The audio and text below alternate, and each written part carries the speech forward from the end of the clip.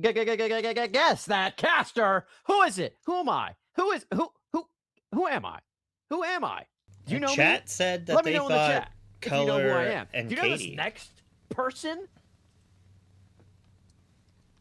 Some ICL action. Who Yes, is that? that's Oh, right. boy. My grandmother is now a caster. I introduced her to the game Wow. last week.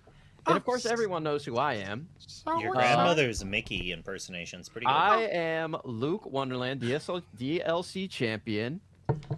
Yep. And I am Colors Law. I'm happy to be here on the ICL. What up? And I'm JDZ, and I'm here from Australia, and we're gonna cast some good games of Locana. That's pretty good. Alrighty, mate. I think we just hit the whole thing with our Australian accents today. Let's Oh, do it. It's My too Australian accent is fun. actually quite good, I'd say. You've been working on it a lot, huh? All right. I think they can see We're our canceled. face. We're canceled. Whoa. Oh, we can't do a little accent? Can't do a little little Aussie accent? I think I got to put the green screen up, or I have too much green in my shirt. And Oh, look I like can I turn have the green hat. screen. Here, let me turn that. Look, off. mine's perfect because You were so green. You were so green. I had this on just in case. You never know when I gotta go. Wait, put it back on. Can I get a toggle? Yeah. Does the completely top of his head just disappear? I had this on because you just never know when you got to do this. Hold on, let me see if I It can- looks kind of clean, though. you can't see it sadly, but his we can flick his head. He has like a pot of greed or something in the background that you can't see that was also doing it pretty well. I have my party mode shirt on just in case. You got black lights in there now? I got black. How did I do that? You don't remember the black light? I worked so hard on these black lights, Garrett. And he never uses them. Because I don't want to overcook the noodle. I want to make the black lights have the impact. Okay, but you just never know when they're gonna pop in, and you know that's Love just that. how it goes. Let it. Yeah. Really popping off on the pre not a podcast show today. We were loose and wild today with our takes and I'm still buzzing on that Ice Age to Ice Age that we did. Yeah, you should be. That was very impressive. I don't know if you can do it shorter than that. I tried to do. I think you could have a lot faster. There was a link to a town called Michigan, a town in Michigan, and on that link there was famous people, and one of those people was on a bunch of TV shows. So I think you could get it in like 4 or 5 jumps. Interesting. I mean, but just coming straight out of the cuff. Oh, like it was still impressive. I'm not trying to mean, steal anything from your skill. You guys ever play movie to movie? Movie to movie. It's movie2movie.com, and it's just that. So you start. Today's movie is Dear John, and you're trying to get to Moonstruck. Is the movie? You hit start. It gives you every actor in said movie, and you're trying to get to the other movie in the shortest amount of clicks possible. But I love to just do this to waste some time, and it's fun to do with friends as well. But the real meta movers out there will know, no Marvel, no DC. It's too easy because everybody's in those. They're all in it, yeah. Everybody's in those. It's so easy. You can do it in like 2 clicks every time. So if you cut those out, then it's fun.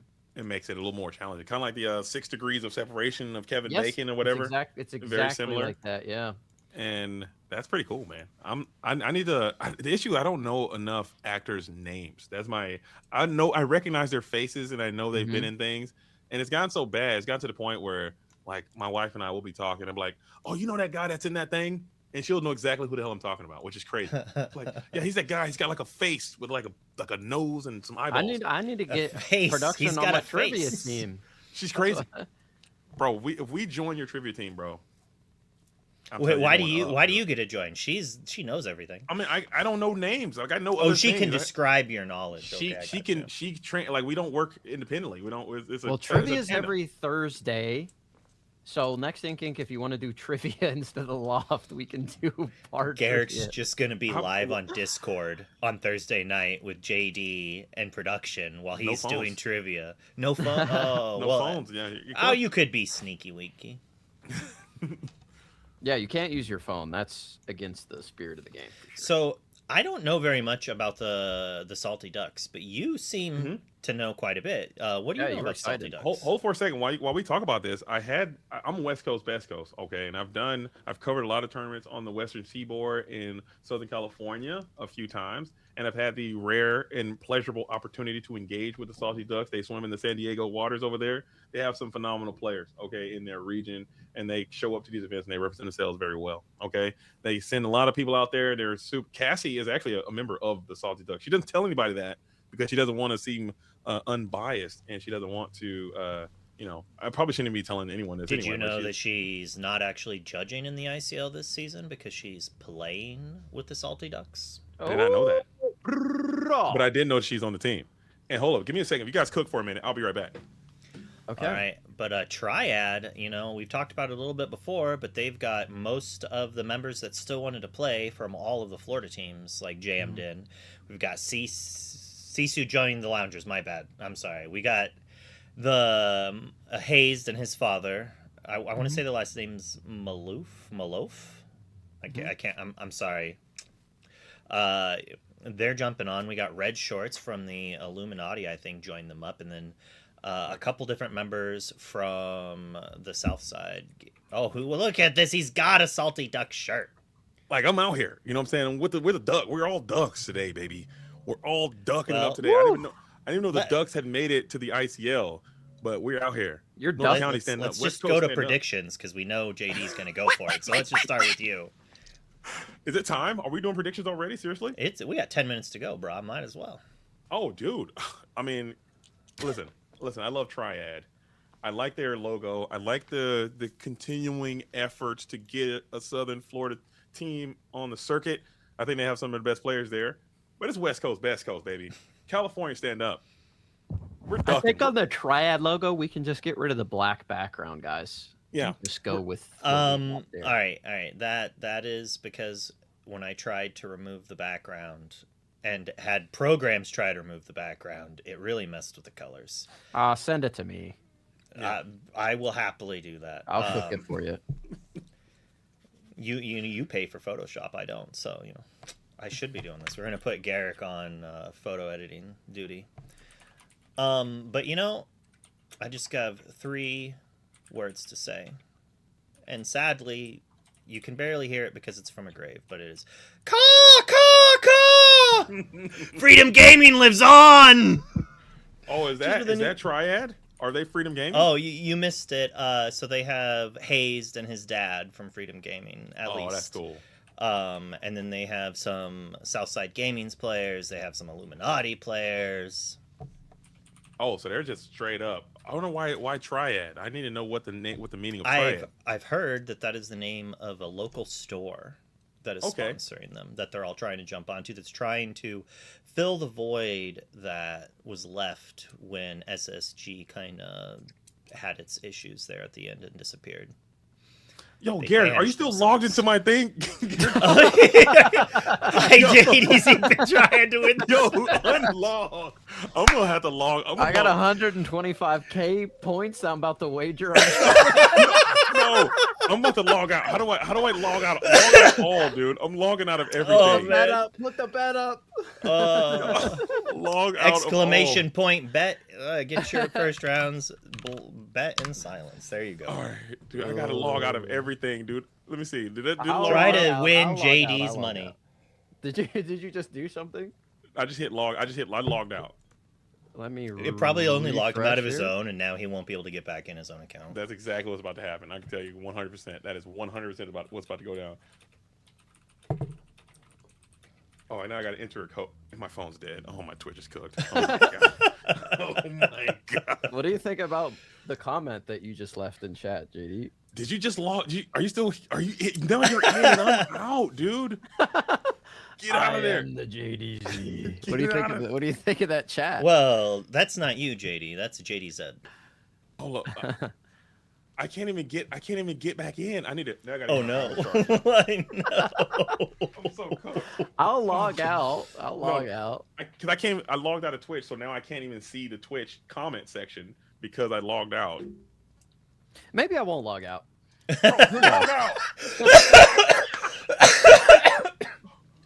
Yo, Rudros. How's it going, man? They can't see him.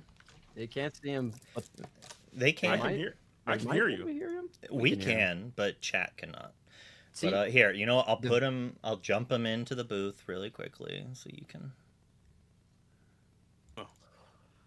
pop him in. Hold on, give me a second. Let me get my phone charger. He doesn't have a full link yet, so I have to copy pasta my way around. What does JD think I'm gonna do to his Twitch account? I don't Transfer know. it to my email or something? Oh wait, that's a good idea. I love that we have just come back from a major tournament and we get to see all of the new fun decks these players are going to build, or fun iterations to try and attack what they might perceive to be the new meta. My team, Inc. was working on some decks that they think might be the choice for this this particular week in the ICL, and I think it keeps it fresh and keeps it fun for sure, especially after these big time events. All right, welcome Rude Rose, our special guest caster, who's going to be joining me in the first round. We'll have Garrick and JDZ in round 2, and in round 3 will be me and whoever decides to cast with me. We shall find out later. It might just be me. No, we won't do you like that, Luke. If anything, I'll have to move some stuff around. I'm not gonna have you sitting here by yourself, Luke. It ain't gonna happen. If you can't find anyone, I'll double back. Maybe we'll put Katie and we'll get her an oxygen container and. Is she sick? She was. I don't know how sick she is, but she said she was not. She started to feel under the weather and was sleeping all the time. And my experience from makes sense. Influenza is that's kind of there, but you know what? If you're only feeling tired and sleepy, I think you got it light. That's a good thing. Yeah, yeah. The last time I had the flu, and just for context, everybody, poor Sky, after the event, got laid up with the flu. We were supposed to take a trip out to DC and go to the Smithsonian, but he couldn't do it because he was so sick. So I felt really bad for him. But the last time I had the flu, I was shivering, just in the worst way. Yeah. But that was 10 years ago. I don't want to have it again, and to be fair, I'm probably part of the problem because I have not gotten a flu shot since then. But yeah, just try and dodge it, I guess. I don't know, right? Just dodge your bad matchups, just like a Lorcana matchup. Yeah, you just yeah. I got the flu shot once, and I got so incredibly sick from the flu shot. I'm from now on, I'd take the chance, dude. Yeah, right. I heard it here. JDZ, anti-vaxxer. I'm not anti-vaxxer at all. I'm anti-flu shot. I'll take the other ones, but I just do not want to get it. I think maybe because I took the live virus, and it's you're guaranteed to get something in there. And I got so incredibly sick from that. I'm I did this to myself. If I would have just rolled the dice, there's a good chance I don't get the flu. Everyone doesn't get the flu. Yeah. But if I guarantee dose myself with the flu, I'm 100% going to get the flu. For sure. You said get the flu or don't get the flu? Let's go no flu. Let's go no flu. No flu. So I also really never got my flu vaccinations while growing up. But I'll tell you what, so I don't get sick very often. But when I get sick, I'm sick for 3 weeks. I'm dying. And if you look at me, you get sick. Oh, no. Jeez. That's why you're masked up at all the events. Sure. Yeah, I care about you. It's not because I care about my wife more than anything else. No, you told me you wear the mask for me, and I appreciate it. And I didn't get sick this week. This is the first event in the past 3 events where I didn't get sick. So, which is a miracle. I thought I was. Which is a miracle because you unearthed some. Yeah, maybe that's why you didn't get sick. Is all of that stuff. So they're setting up the background to the show, and JD's on the top shelf, and he just moves it, and you hear this and all of a sudden this dust storm of death and disease falls from the ceiling. I jump backwards, over me. But Garrick was holding it. He's covered in it. It's in his hair. He starts coughing up a lung, but it saved his life. He could have gotten the flu and died, but instead he just got champions dusted. I just got some ancient curse that will befall my family for generations, but that's okay, JD. I'm not holding a grudge or anything. I appreciate it. Because honestly, I thought we were all cooked after that. We took those. I saw a guy last night in front of my house he was yelling. I went out to see what he wanted, and he's just going, "Return the slab." Anybody get that? Anybody get that? Courage the Cowardly Dog reference? No one? Oh, No, okay. sorry. Well, we're about to jump over to just me and Rude Rose because the match is about to start. So before we do that, what's your prediction, Garrick? Oh, I'm picking the same as JDZ. I'm going with Triad. What? Hold up. That's fake. That's fake, JDZ. I need you to get out. All right, so I muted JD. So as far as we all know, he said Triad.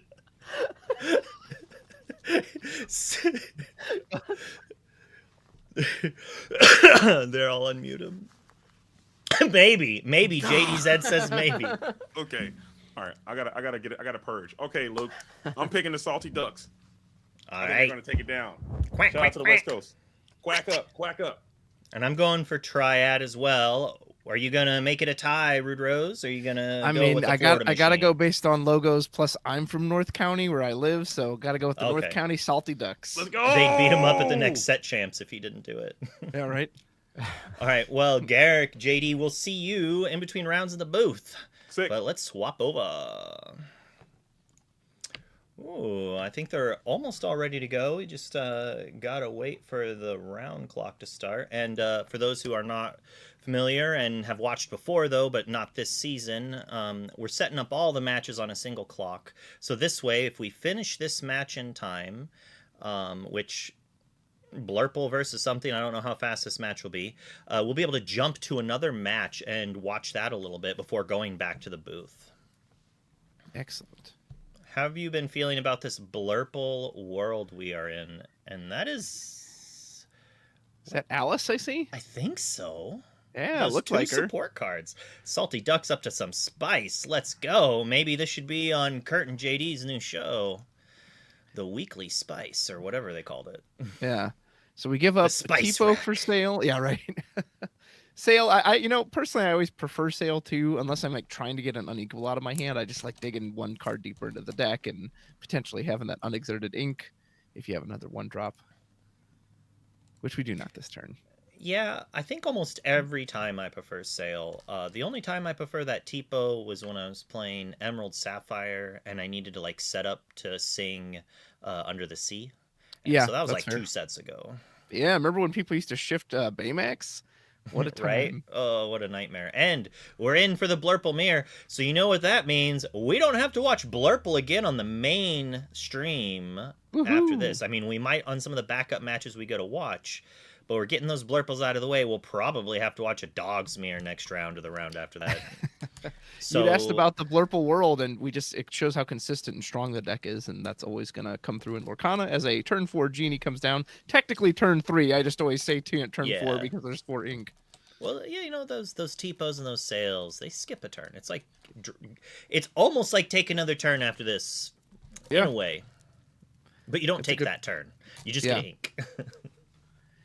If we see our classic Blurple opening, then we're going to potentially have Elsa on 5, boosted by the Basil. So yeah, even though we see our own genie, oh man, I've just seen these lines so many times, right? Like, you know how these lines play out. So we're in an interesting spot where Kylie went first, and you know, they had the Sail, and Trevor had the Tipo, but still has 4 cards. I wonder if the Tipo is going to matter on being able to like do Damona's first. Oh, but doesn't matter. The Damona Wars are going to be over before they start because of the Evasive Wars. And there's that Elsa getting boosted by Basil support. We'll go ahead and take out the genie, leaves our genie free to quest. Of course, this means the end of Basil's reign, but with the Tipo, you can actually just take it out with Tipo and keep your own Basil up. That's pretty nice. So if you have your own Elsa on this turn, you can counter with the exact same play, which is pretty cool.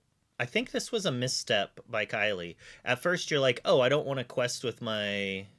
All right, maybe Kylie just has the stone cold read that Trevor has a Sven. Yeah, I guess, yeah, Sven is the more punishing one. I mean, Elsa's still going to take it out too. Looks like we don't have the Elsa. We have the Cheshire. Under Cheshire, boosting one at a time. Under Cheshire. Very beautiful. And thank you. I know for a fact though that your singing voice is by far better than mine. Oh, well, thank you. That's very kind of you. Yeah, could we have like what was he worried about? Do you think with the genie? Because obviously Elsa was going to hit it anyway. Was it the Sven? Just we didn't want the. Is either the Sven or we just completely forgot that Elsa exerts our character. Yeah, maybe. And the whole board was exerted besides the genie. So like Elsa was going to do that regardless. So yeah, maybe just very worried about that Sven, trying to keep that around. Now we have the Cheshire Cat in play. So of course, if this gets to stick around. It could have literally just been brain fog. And since we exerted our Elsa, we were like, oh, we played this. This is obviously what we played. Your go. You know, that just happens. And then there's the demo. You know, Kylie is just like, I've got the Evasive Wars. I've got the Demona Wars going. Because it looks like Trevor didn't draw a card. 3 cards in hand. So. Didn't draw a card. I had to double check there. I was like, I think that's 3. Into the unknown? No, we're actually challenging. Okay, we'll get rid of the Basil. No, there's the unknown. I was like, there's no way we're leaving that cat around, right? Yeah, zero chance. I actually think I would have done that the other way around though, because now another cat just answers our genie. Whereas if we just stacked 4 damage on Elsa, we're protected from a kitty cat. Agreed. But the chances of Trevor having another cat are a little low, especially with the, in my opinion, craziness that DKP. I feel like DKP he's just trolling. He's trolling the world. He's like, wouldn't it be funny if I made everyone only play 3 cats? Right. He's like, I won worlds. I can do what I want. I'm handicapping myself minus 1 of the best cards. Yeah. And people are copying his list. So it is interesting. I guess if I were to try to explore that, as great as Cat is, there are certain situations where, again, if it can't challenge an evasive, if there's no damage around, in those situations, it doesn't actually do anything. It just kind of hangs out there. Obviously, the threat of the cat is so very strong, but I can maybe understand if you have those few situations where you're like, there's a few times it doesn't do anything. Let me pick it for another card. But it's DKP, so who knows? Like you said, maybe he's just trolling. Oh, goodbye, Demona Hades. Into the unknown. Demona into the unknown. Pretty good in the mirror when you're on the play. This is a prime example of when Blurple is on the play and it has the stuff. It doesn't matter if you're also playing Blurple. You get got. And, you know, maybe this is why some people think Demona needs to be banned. Yeah, I could see it. I mean, if you think about it, board-wide effect and card draw in one inkable character that's also well statted, that's a lot. That's a lot in a single card. It is. I personally don't want to ban legendaries. I don't like cards getting banned that are basically the reason you buy cards in a set. It's super expensive cards I'm not a huge fan of. I really don't like erratas. That said, if the card is too much of a problem, maybe we can ban it. But I don't think it's to that extent yet, especially when there's so many redundancy type cards in the deck that you could ban and have the same effect. Very true. As we sailed to draw 1, what do you think about restrictions? Like, what if you cut her in half, said, well, you can have 2 Demonas. That way you still have her, but she's not as consistent. So the reason I don't like them, as we see the Demona answer Hades answer, the Hades answer the last genie, is that then you have scenarios where people are like, well, of course he drew his 1 of this, this, and this that were all restricted. I just don't want to. I don't even want to hear people say that. Oh, and I mean, I feel it salty, feeds it. Salty. True, but it adds an extra not fun. I would rather they just not have that card. Hopefully we'll have a format later that maybe does that restricted thing, but I honestly don't want to see that format until we're like 20 sets deep. Gotcha. Oh, fair enough. So as we see this dominance from Blurple against Blurple, this is one of the reasons this deck just sticks around is when it's allowed to do it at once, it just looks so brutal. It's just removal after removal, even from our opponent here, you know, big body after big body, plenty of card draw. Like it just, when it's firing on all cylinders, the deck just looks unbeatable. We have 1 million ink and we're still only able to deploy 1 card here. That said, you know, Kylie doesn't have too much of pressure here. If Trevor had another threat or answer, the board would have maybe gone back. I'm assuming that he probably has his own Demonas in backup. He's got 2 cards in hand, but we answered 1 with an Into the Unknown and deployed the genie. Cheshire Cat coming down. We just inked one the other turn too, so only a few left. Boosting it in case Into the Unknown, Let It Go, Hades happens. Yeah, get yourself that little extra ink. As we are bringing down, nice, Iago, Spectral Parrot.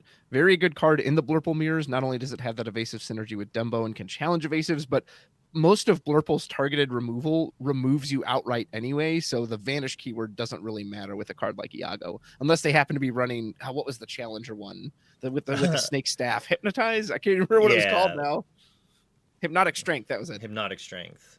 Well, I mean, that's not terrible. The problem is that Kylie ran out of cards, and you'd think that would be bad for them, but Trevor, he might just have to play Demona. He does not look happy, and if he plays Demona, Kylie is living. Yeah. And that's the one thing, as strong as Demona is, and she's unequivocally strong, there are still a few situations like this where you are giving your opponent cards when you really do not want to, especially against aggressive decks. There's so many times I've had to, I don't want a Demona, but like it's the only play that makes any sense, and then you've just filled their hand up again. Yeah, we don't like to really focus on who wins the die roll because it is frustrating, because in some matchups it is important, and the mirror is a big one. Basically being the tempo player, forcing your opponent to have to respond, and giving you the first chance to play such things as Elsa to then make your opponent's Elsas just not do much. Yeah. Is quite... Ooh, wow! Terran's coming in with brandishing that sword. He is going to remove 2 cards from the bottom of its either player's discard. Like, I thought it was just your opponent's, but I guess it's either player's. Puts it to the bottom of their deck. Terran also has Rush, so he can immediately... He could go in and hit Hades, but he's not going to finish him off. Also, I'd mentioned that Iago. Well, it turns out I was proven wrong because Magical Maneuvers came in and said, exert Iago. That did target it, and that did vanish the big bird. And bought back that genie. We're able to quest away, get some lore, take out an Iago, and then play a giant character here. Which, it's kind of fair that we did not challenge. With that Basil... Well, as you're about to see, Basil's going to make this Hades big, and we're probably taking out the Terran. And then we've got Kitty Cat to move the damage. Oof. See, and I wonder, it's interesting he played Terran too. I wonder if Sven is being played, because Sven in that instance could have taken out the Elsa, whereas Terran just had nothing to hit, so despite being a big rusher, he just came down and was like, all right, well, I guess I'll just wait a turn to get banished myself. I think that's Dog's tech. Because if it gets Delad, it has to be Delad twice or Delad and Rhino to be hit by the Under the Sea. And it mixed with, say, a lone Basil could then take down a Tramp that was probably thinking it was safe. And it can get rid of the Lilo from the discard to quit the recursion. Okay, that makes sense. Yeah. And we could play it as early as turn 4. Well, and that's been a big discussion in some of the competitive circles, right? Like, if let's say you're playing a deck like Blurple, what do you tech for? Do you put in a tech card like that to deal with dogs or something like the Wasabi or Cusco or Hideaway as Let It Go is going to come down and take out the cat? Like, or do you say, well, I'm just going to hope I dodge that matchup and then I'll put in more cards that help me deal with the Blurple Mirror or Purple Steel or whatever your preferred targeted deck is? It's hilarious because Dog's best deck in format is what you want to do that for, but it's still only 10 to 15% of the format. Or the field, but you have Blurple with these like 30%, and then Amethyst Steel with 10 to 20%, and then Yellow Purple with like 5%. So these Amethyst mirror matches like are super grindy, so it's almost better to tech for that and hope to win the die roll against dogs and get lucky and hope to dodge them to boot. Yeah. That was a brutal Demona from Kylie there, by the way. Filled up the hand completely to 3. We have the Sapphire, or we have the boost from the Basil to take out the Genie. Like, oh man, it just looks so lopsided.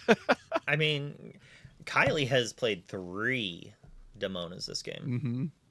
And I think has drawn, it was like draw 2, draw 2, draw 3. Yeah. Possibly a draw 1, but always has drawn something.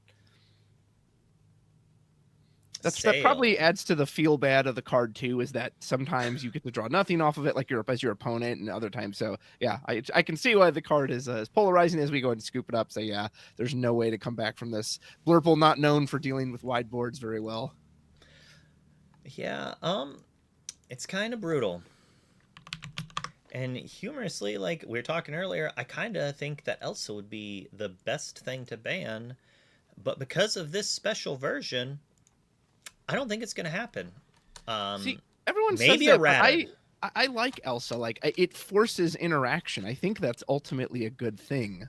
And just go ahead. Yeah, I understand why, because it is really frustrating with how consistent she is. But I don't know. I like that she forces some kind of interaction in the game. I do like interaction a lot. But I think the issue is that it has the ramp to get to it, and then it just doesn't let you do your things.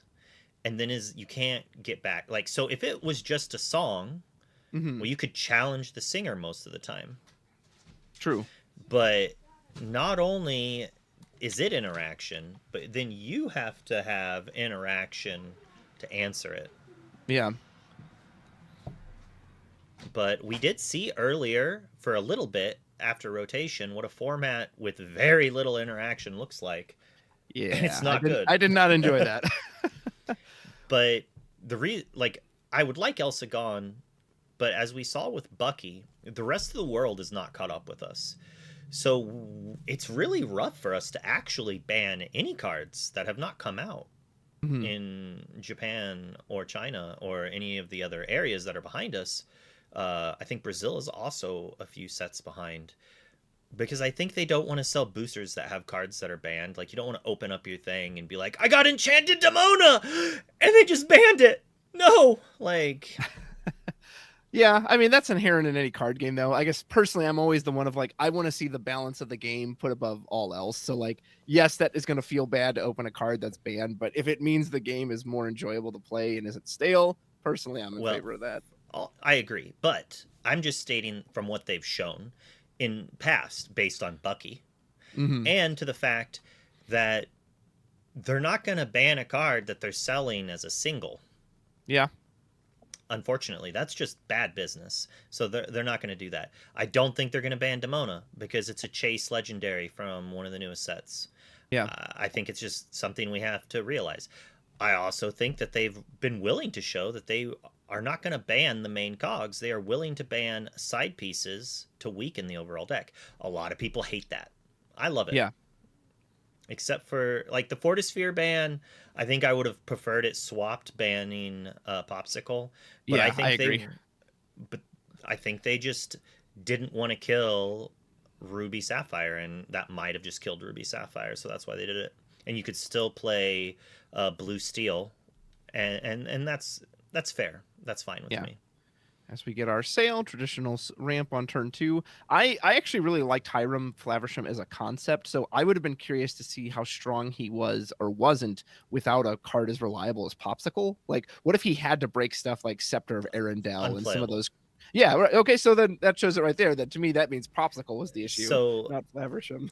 And, like, I guess it's unplayable because the only playable items cost too much to want to do that too.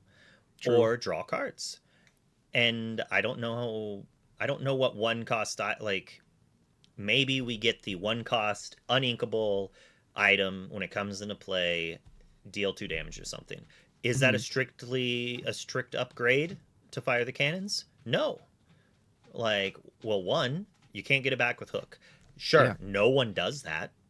But I'm just showing that Fire the Cannons is actually better than just an uninkable deal 2, to the point where I think we could have an inkable deal 2 for 1 eventually.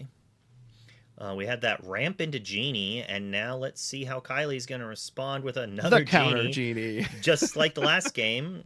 Is Trevor going to, show that Elsa, this is a prime example of why it could be banned.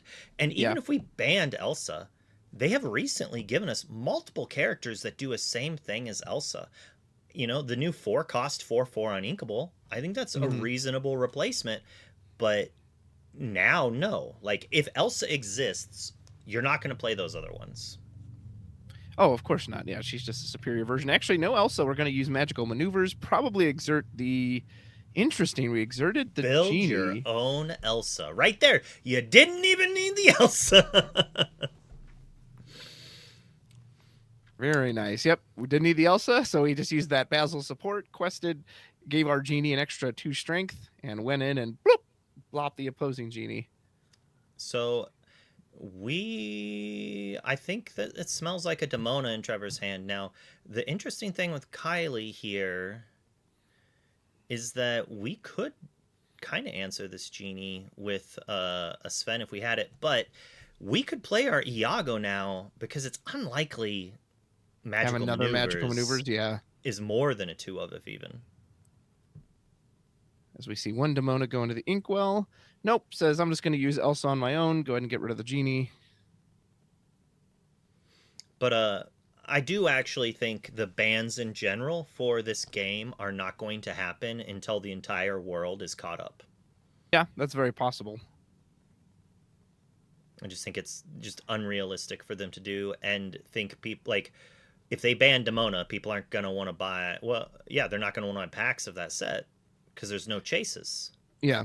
So that was an example of why I really like Elsa. It's nice to have something immediately deal with evasives. Whereas otherwise, I kind of worry if you take out one of the evasive punishes that they're just going to run wild. And they're already very difficult for some decks to deal with. It's actually kind of a thing about the color pie that I'm a little upset with. I don't like that evasives are just kind of in 1 or 2 colors. And then we have alert in like 1 color. Yeah. Evasive is, as we've seen, an insanely powerful mechanic. There's Belle as Elsa's going to sneeze and pass her damage on over to Rafiki. That poor Rafiki just sat there the whole game watching the game be played out in front of him. So we're either going to be cracking that book and we're going to see what we should do as junior scouts. I said that wrong.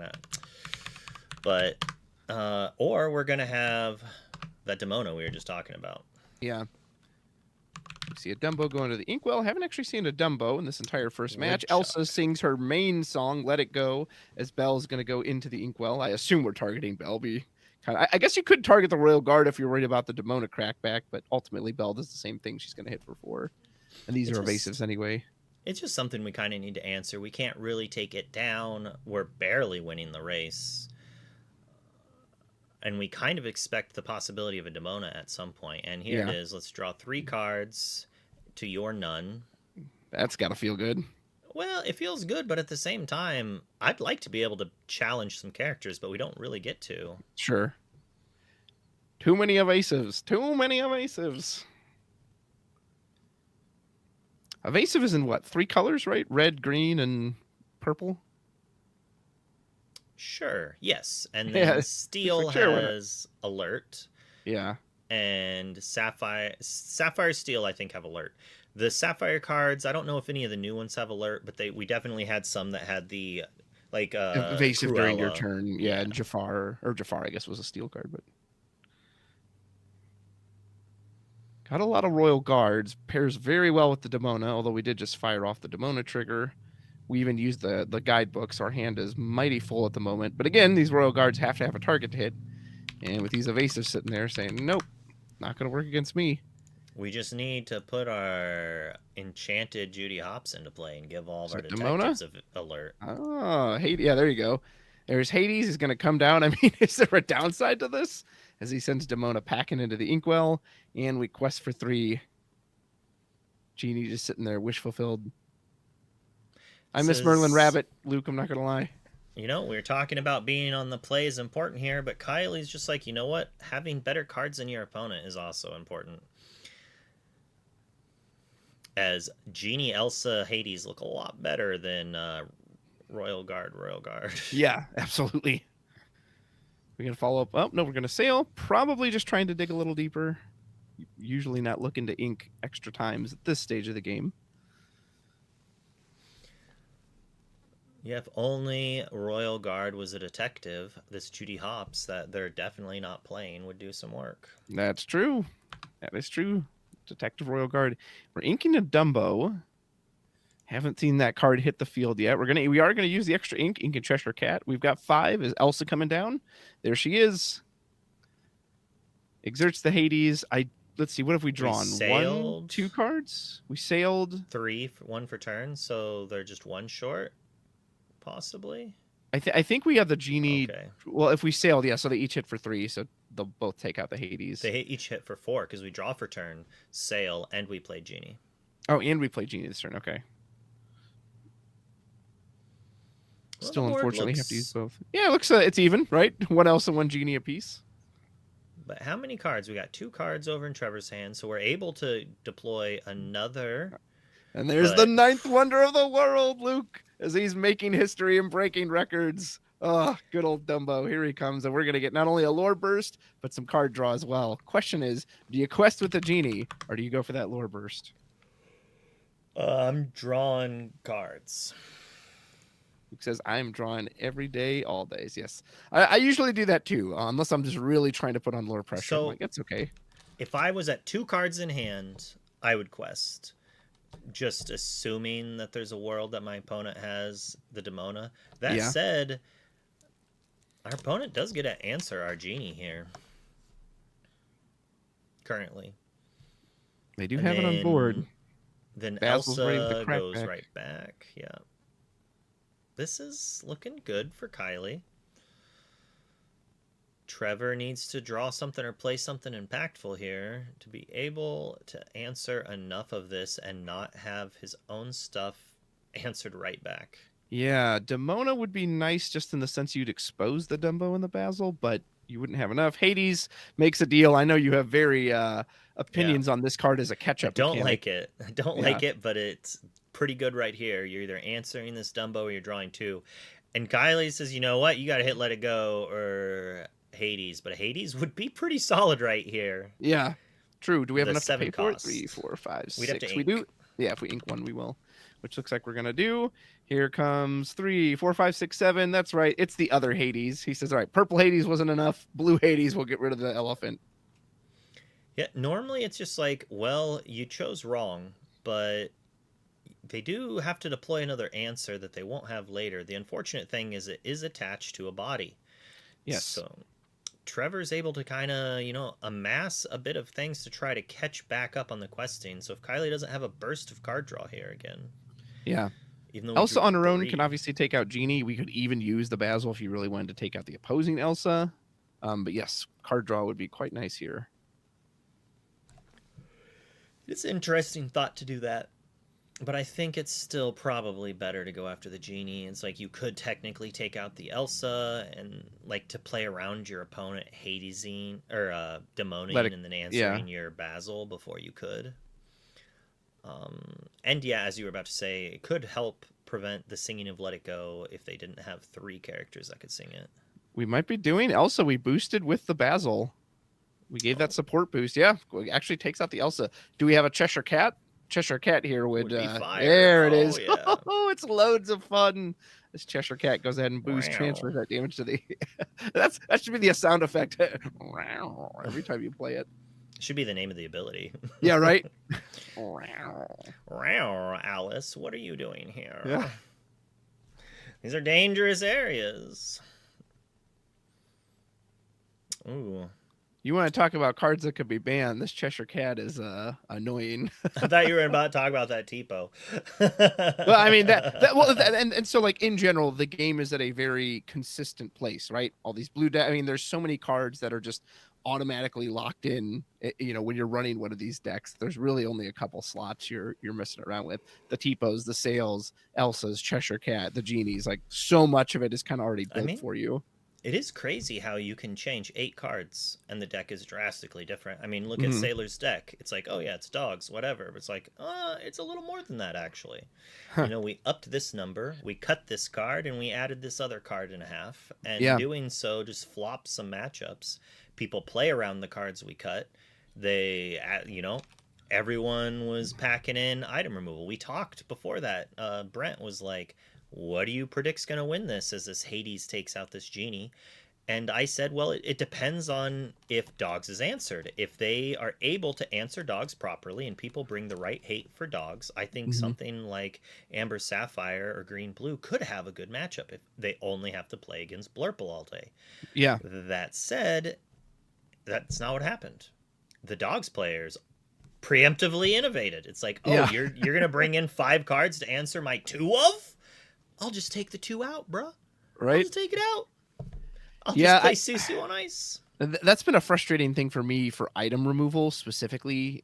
11 sets in is that there's no card that's like generic enough that you'll play it and then, hey, and it also happens to banish an item in case I need that. They're all so specified to item removal that most decks can't really afford to run them, because then when you don't run into the items, you just have this dead card that doesn't do anything.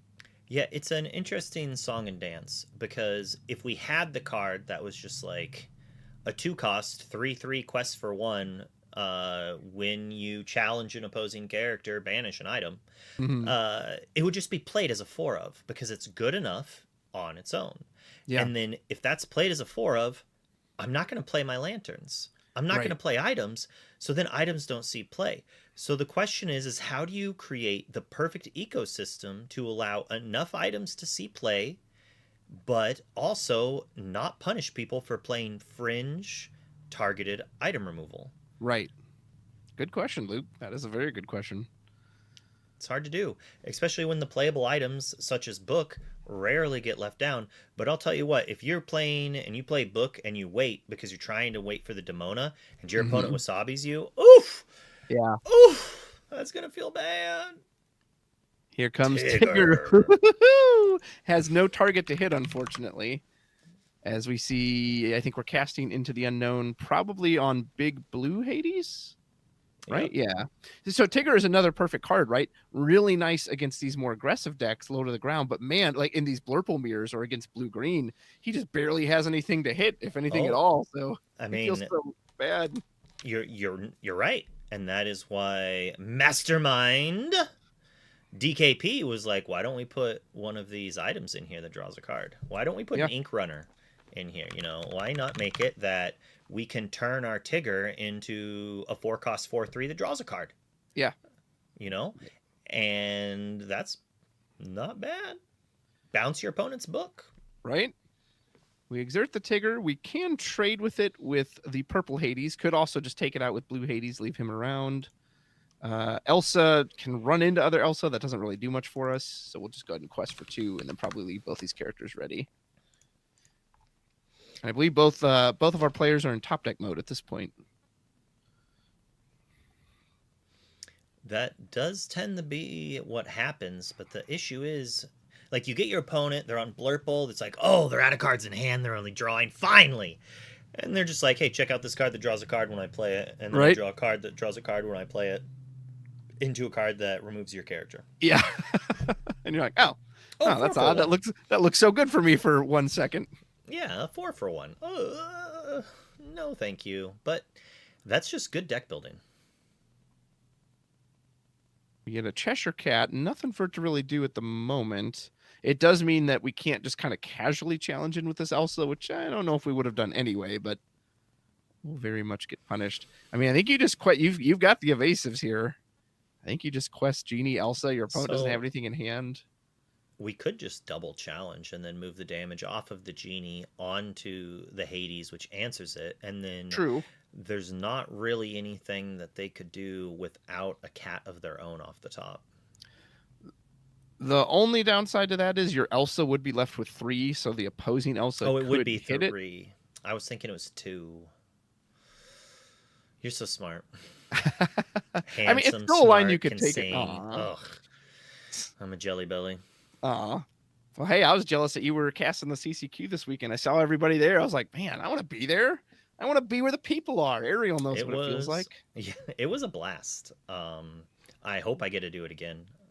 Hopefully, you know, maybe one day I'll be able to hit up a DLC to get to cast as well. You know, there's another DLC this season, and I'm already qualified. So, you know, RB, if you want an analyst for Indy, I mean, I would like to also win that DLC with Infinity, but I would love to cast it too.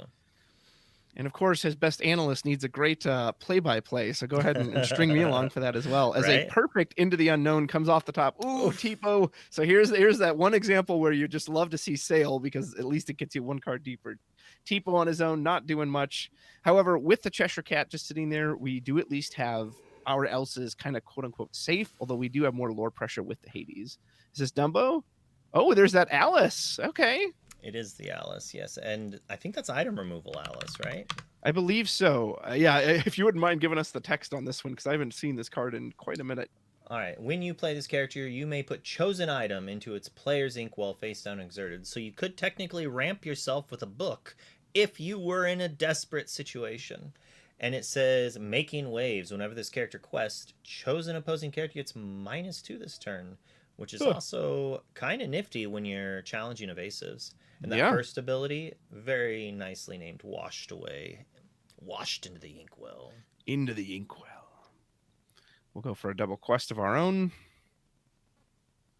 That's going to put Trevor all the way up to, is it 6, I think? The Glimmer Games, that's CCQ's out in the West Coast, right? I think. Is that the California one, or am I thinking of the Citrus one? I don't remember, to be honest.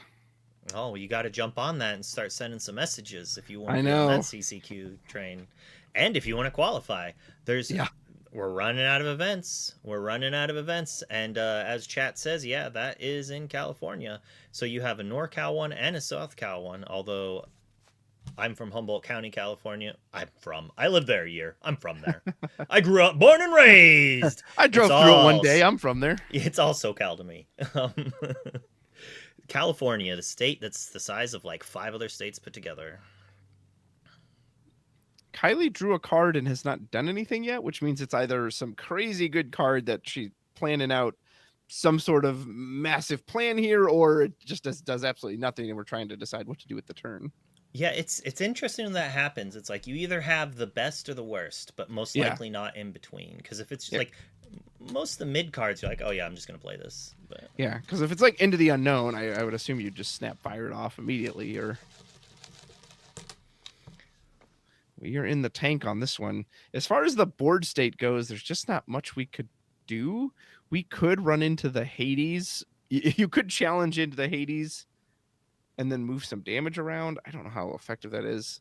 So we actually are going to do that. Okay. Through the Elsa, we're going to boost. Well, it looks like the Glimmer Games is core, and the Citrus Clash is going to be Infinity. And if you're lucky, you might even see me at the Sharp Gaming CCQ in Arkansas. Oh, how about that?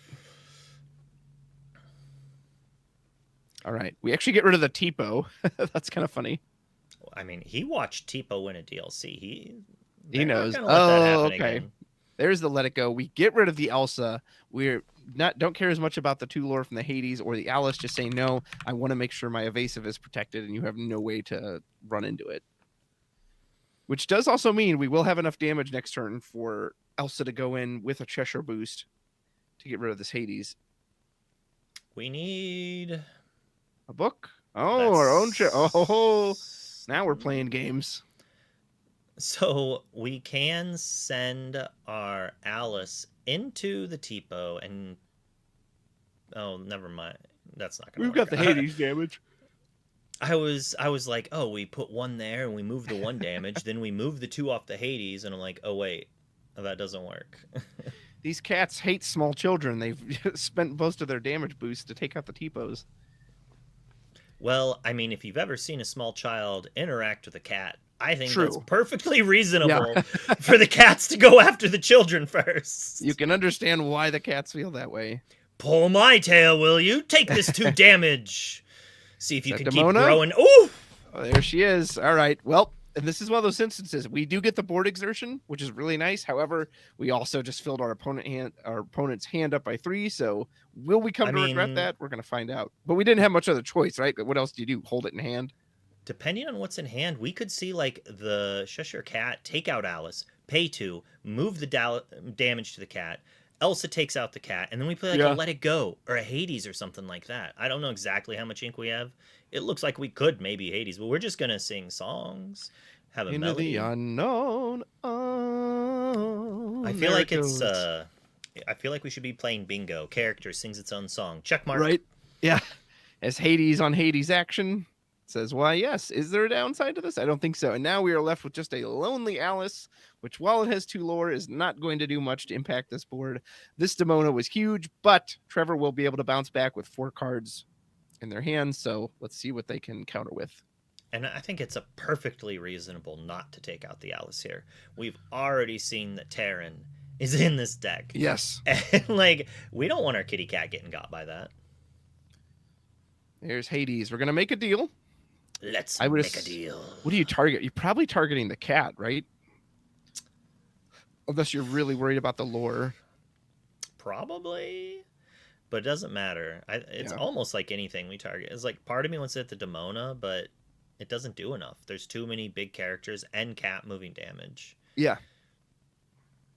So in these situations, it's like Haymaker versus Haymaker. We saw Kylie have no cards in hand, play Demona, draw 3, go down to one card in hand, but the 2 cards they played were just straight up removal. And well, there's one. I wonder if that's Demona's. I'm assuming that Demona is what we targeted with the first Hades. Yes. And there's a sail. We'll draw 1 deeper. I might have played that first. I don't know if it would have mattered, but I like to draw all the cards first. Yeah, get every possible option you can. That said, there are times that I'm terrified of forgetting to do something. So I'm like, there's no way I'm not playing Fire the Cannons on your Lilo. So I'm going to do that first. And then you draw a card that's like somehow better. And it's just like, okay. Yeah. And we have swung right back, used those 4 cards to our advantage, 3 of them given to us by our opponent's Demona. And now we have double Hades with Alice and Dumbo getting ready to make history. Yeah, we drew a few cards there. I mean, the Hades drawing 2 more cards. And then we answered 2 characters with a Hades and an Into the Unknown. And then developed the Dumbo, which, while there's no other evasives, it does just draw cards. And Kylie still doesn't have an evasive of their own. You do tend to see this a lot in Blurple Mirrors of controlling the evasives that, hey, as long as I have the only evasive on the field, then even if you've got 5 other characters, I know you can't challenge into it. Which is probably why someone like DKP is like, I'm going to put that Ink Runner in there just for such an occasion. Elsa. So you could exert Dumbo, hit Dumbo, shift with the cat. I'm assuming that's what our plan is. Clean answer. Yes. Nice and clean. I'm the type of player, I would have just put the Dumbo in the discard, been like, all right, let's... Right. I'll go ahead and shortcut. I know what's happening here. Oof! You answer your opponent's card, and then you play the same good card in the same turn. Right? It's like, I've banished your Dumbo, now I'll bring it back to my side of the field with Monster Reborn. And at 15 lore, we've got a Dumbo and an Elsa ready to pop us up to 17 and get 2 more cards to help push it through. This is looking rough for Trevor. We have 1,000,000 ink. Do we have an answer for this Dumbo? Do we have an answer for the Elsa? We kind of already do for the Hades. Develop will help. Let us check 2 more. As you pointed out, both our Hades can trade into the opposing Hades. But yeah, that's still, especially the Dumbo, you just don't want your opponent to keep getting card advantage off of that because there's no cards in the hand currently. And there's not going to be based off that Demona. Second Demona? Yep, second Demona. I was like, well, that's why we're not going to play the Demona because we don't want to give him 3 cards. But it's like, nope, all I drew was Demona. My Demona. It's too fun to sing. I can't not do it. Here's Hades. We're going to make a deal, presumably on Dumbo. I would imagine that's, unless we're really worried about the lore, which we're in a position to be worried about the lore. So we could also be targeting the Hades. The Dumbo is lore, too. That's the scurry thing. Yeah, absolutely. Get some brawl in Hades. The Hades bros getting ready to beat up on another Hades or a kitty cat. Yeah, we could take the cat out at this point. It would still require both of our Hades to go in, or if you wanted to send Alice in there as well, although she would be banished to the discard pile if she did do that. We could quest with her and shrink the Hades, shrink whatever we're challenging, so then both of our Hades stay fully nicely healed up. Yeah. I like that too, because at some point you have to catch up on lore. So sometimes it's right to like, you know what, let's start putting back on some reverse pressure because this game's only going to last so many more turns. And this Alice does quest for 2 and has quested like 2 or 3 times. We are at 8 lore. So like if we answer enough characters, we could get it. Like we do have 7, got a lot on board. Lore in play. If we could, we can't quest to 12 though. Unless we have an Elsa or Hypno. Well, now we only need look at all that ink. We have so much ink. We have the game on board, theoretically. Yeah. Although I would imagine Kylie's going to have crackback. some kind of, yeah, right. Like there's no way you drew that many cards and you have nothing you can do. Oh, Wait, we're doing your play of the trade. Okay, interesting. There was a Let It Go under that cat, so that's potentially one less piece of removal. And there's our own Let It Go, taking out the Dumbo. Not worried about the lore at the moment, saying, no, I just want to keep you off as many cards as possible. And staying at 8 is okay. You know, like we have 1,000 lore. The scurry thing is Kylie going to 18. Yeah. And having 3 cards off of Fresh Demona very easily could play enough questers that are readied that Trevor has no way to answer. Mm-hmm. And without playing another Demona, which exerts all Kylie's characters, and Trevor gets to send some in, and then Kylie just gets to do the same thing again. And if Trevor like is put in a position that it's like, not only do I have to play this Demona to draw you cards, but then I have to hit removal followed by removal. Hades offering the deal. What do you say? And actually, yes, gets rid of the genie, saying, I want you to have as few answers as possible, so you can have one of my 2 lores. Kylie giving a shuffle of like, I kind of wish I wish they'd given me the card draw. I think you might have missed a sale on Trevor's turn, Lazario, but maybe one of the YouTube viewers can rewind and make sure that Trevor didn't accidentally double ink on his last turn, if there is a concern there. I guess I could probably actually do the same thing. We will drop Hades Sapphire. Is there a downside to this? Going to get rid of probably Demona. Here's that crackback we were so worried about. As the Inkwell on Trevor's side goes up to, it's got to be 20, 30. Nearly half the deck in the Inkwell. There's a Sail the Azurite Sea. Sail. There's our Rafiki. Looks like Trevor's board has been all the way up to 18. It's looking like Kylie might 2-0 this. Yeah. I don't need to be on the play to win, says Kylie. I just need my trusty Hades. And now you have to somehow answer nearly everything on this board. You can leave one character that's not the 2 Sapphire Hades. And with nothing that can naturally challenge an evasive, that is going to be tough. Have more than enough ink to do pretty much anything you want. The question is, do we have the cards? We are separating our ink into piles. I don't know if we're just kind of keep them more organized. We're actually counting out based on certain cards in hand. It's like, can this giant character do it? Can this giant character do it? Yeah. You pretty much have to have a Hades or a Let It Go for Big Blue Sapphire Hades. Counting out 7. There's our first Hades. Man, it's almost like a weird Hercules deck. So many Hades, but he's the only character from Hercules in it. Hercules! That's from the movie, right? Yeah, I think so. There's Dumbo to Basil. Ooh, there's Demona. Okay, so this exerts the whole board. Was Flubber a Disney movie? I don't know. It might have been. I know that's not from Flubber. That's from a different... Yeah, it's from Nutty Professor. I couldn't think of the name of it. Nutty Professor, that sounds like a Disney movie. I don't know if that one was. That was an Eddie Murphy comedy, but maybe it could have been sponsored by them or something. I mean, I'm sure Eddie Murphy's worked with Disney. Oh, he has.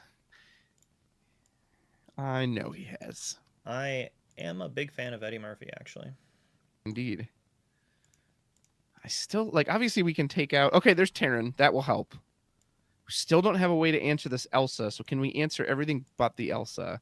Any one of the Hades takes out Rafiki, but you would need 2 more to take out the other Hades, and then Terran can take out the purple Hades. Okay, so I think you can do just enough to leave just Elsa on board. Just enough to stick around. Terran actually takes out Rafiki. That might have been a misplay, right? Because now we don't have enough to take out the purple Hades. Terran needed... Do we have Into the Unknown? Oh, we have Let It Go. I was like, we probably have some targeted answers. You blink, and the boards go back and forth, back and forth. I would not have predicted Trevor could have answered all of that. But, as I said, you had to play the Demona to do it, which allows Kylie to just say, fine, I'm going to go to 19 now, play 3 or 4 more cards. You once again need to answer every single one. But if it's if it's another Demona, that might actually be possible.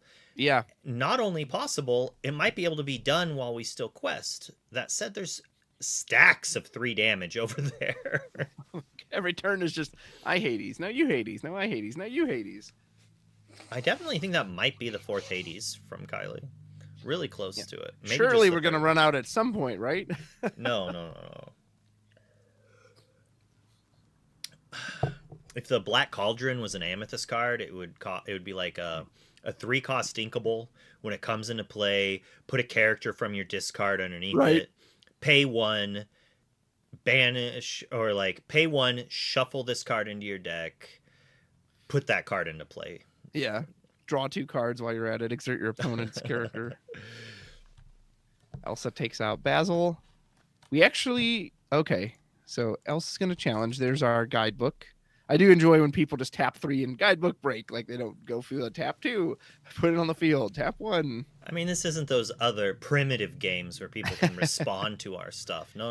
True. No. I do what I want on my turn. Elsa gets fully healed, is going to knock out one of these purple Hades, and man, I mean, Trevor has tried and tried and tried, and it doesn't matter.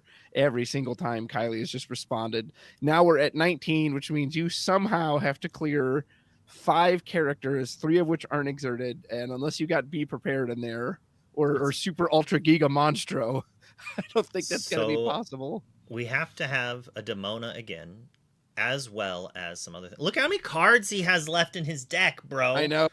That's 3 or 4 cards. Yeah, we might deck out at this point, trying to search for an answer. Yeah, if we Demona and then have an Into the Unknown or something, it's getting close. Oh man, and look at that Inkwell! My goodness, I mean, half the deck's got to be in the Inkwell at this point. Well, I mean, 1/6 of the cards. That's why we keep choosing our own cards. We're trying to give ourselves ammunition. Oh, these shuffle in, bro. He's hitting his own removal. Well, they don't shuffle though; it just puts them on the bottom. So we still got to draw to them. But he might be almost out of cards. So maybe another Demona here. All right, there's one down. Can you answer 4? This is going to be insane if Trevor can actually answer this board. There's Let It Go. Goodbye to Hades. No, actually, it's the cat. Oh, no. Oh. Play my trump card. Yeah. Tipo, growing boy. I summon Tipo in attack mode as Kylie is going to take this one too. Oh, I mean, Trevor was trying and trying and trying. Yeah, it's not like we were just sitting on our hands there. Oh, that was kind of one of Lorcana's issues, quote unquote, that bug me, is that you just have to spend every second answering every single thing your opponent does, and then you somehow still have to find time to quest 20 when your deck has run out. Woo, what a match. We're gonna jump back into the booth, and I do believe it's gonna be me, you, and Garrick, and we're gonna chit chat just a little bit. Oh, and JD also. We got all of us back into chit chat for a few minutes while I set up the next match for us to jump into, if there's time. 8 minutes left. There's a world that the rest of the matches are still going. I don't know if you two were able to watch that. What did you think of the Blurple decking out, each player decking out matchup?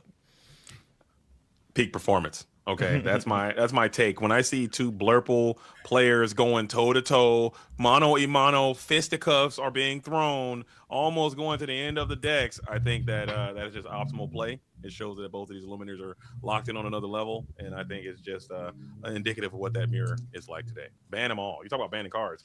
Get Blurple out of there. Thoughts? The whole deck, the ink colors, just gone. Agree. Every card that spells Hades, get them out.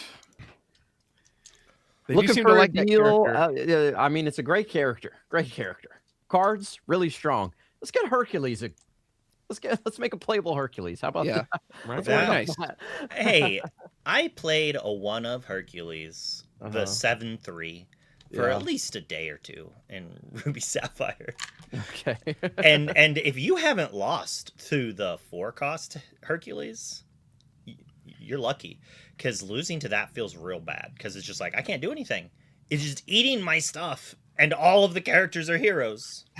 Yeah. I mean, that card was like really cool for like a hot second, and then is uninkable. And Garrick's a fellow Ruby Amethyst lover, so you know It he would is. have been into it if it was that strong. Yeah. 100%. And we missed out on an enchanted there, but I guess we got the Hades, his time in the limelight. Don't worry.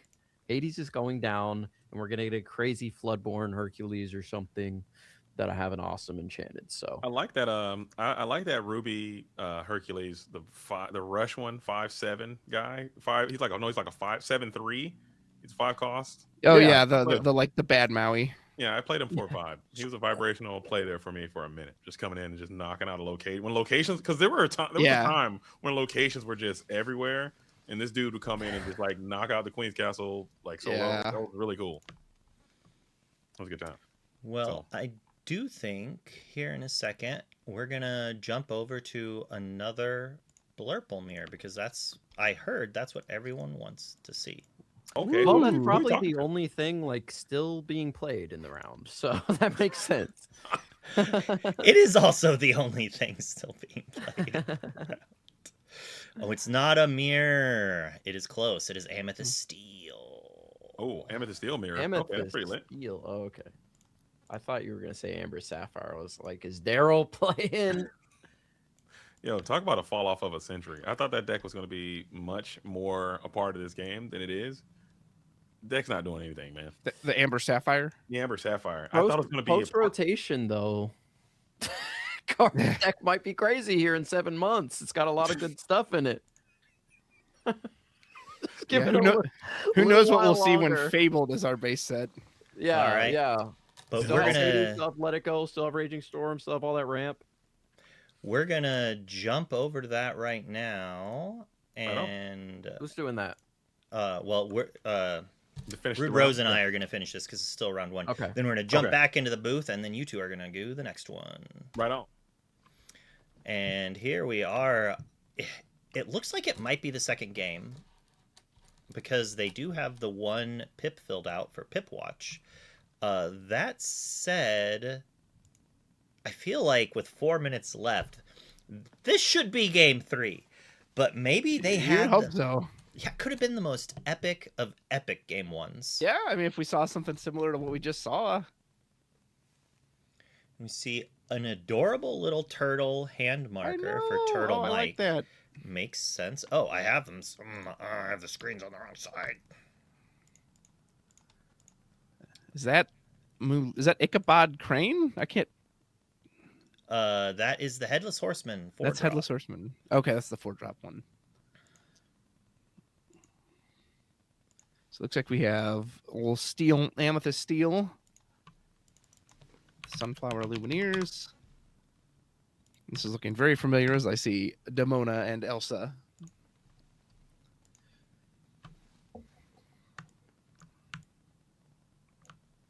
Let's fix this board up a little bit for us. Inca Tipo, followed by Hades with 7 ink. Yeah, this match is clearly just in its infancy. If we just got to 7 ink, there's a Cheshire Cat. Yeah, it makes me feel like this is actually game 3. Demona is challenging. We'll take, I don't even know the stats on that card. 4 damage in return. Obviously, Cheshire can move 2 of this over to the Genie. Elsa can then go in and knock out the Genie. Calhoun being able to trade for 2 lore if need be. Yeah, that's going to feel Unless pretty we're- good against the Demona. Of course, it's Or very taking early it in the out. game, but Yeah, it's not Oh, doing yeah. that anymore. Oof. yeah. Oh, that's right, man. The fact that that gets around resist, it just bugs me.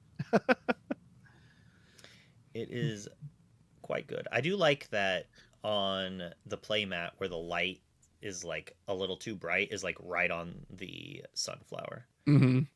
Like, oh, of course the sun's bright there. It's a sunflower. It makes Yeah. sense. Get it? That's where all the energy's coming from.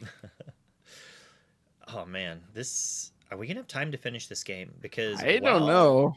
yeah, it's like Turtle Mike looks really far ahead, but at the same time, there's only 2 minutes left. So I'm thinking. Well, so the timer on that clock says there's 4 minutes left. So maybe they think they have a little more than they do.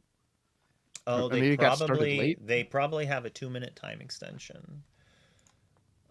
Most of the clocks should start at the same time, but there was a couple judge calls, so it would make a lot of sense if that was the case. So they have 4:30 left on their clock. Still, though, with a 0-2 score, that's a long way to go. So now we have a little bit more of a better understanding of how much time is left. And, you know, it could be that we are in game 2. Yeah. Whew, a crazy game 2.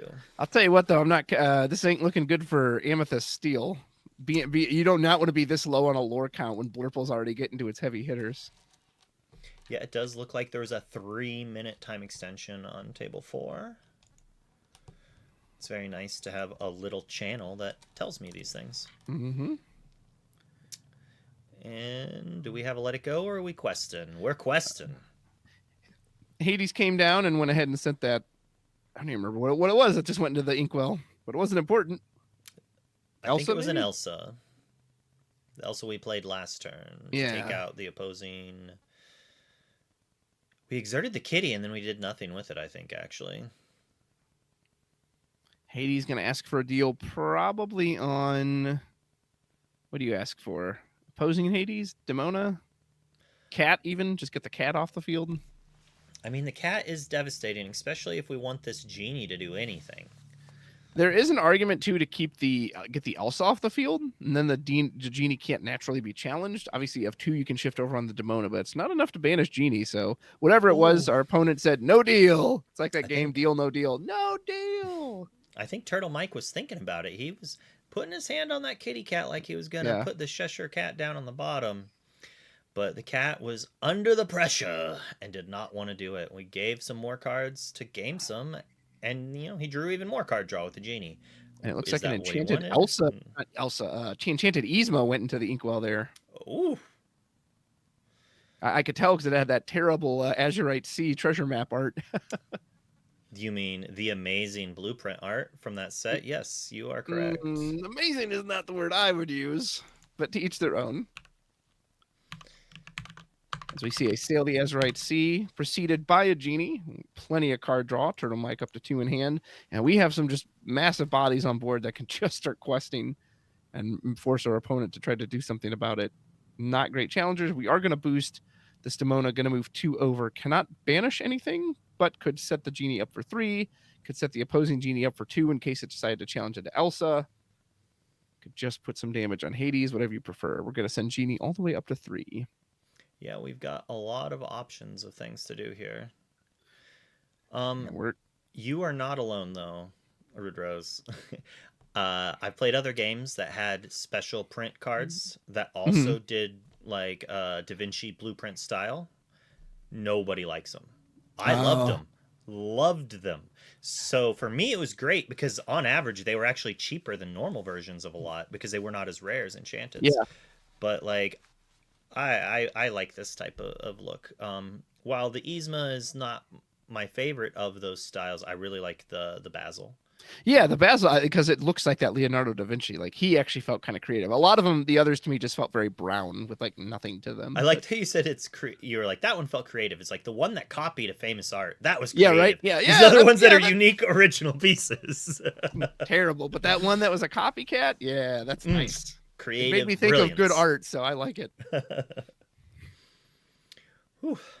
Elsa comes down to exert the cat. We can take cat out. We're gonna have to send 2 cards into it, which doesn't feel amazing, but this is just where Purple Amethyst just struggles. Like, the Blurple bodies are so much bigger.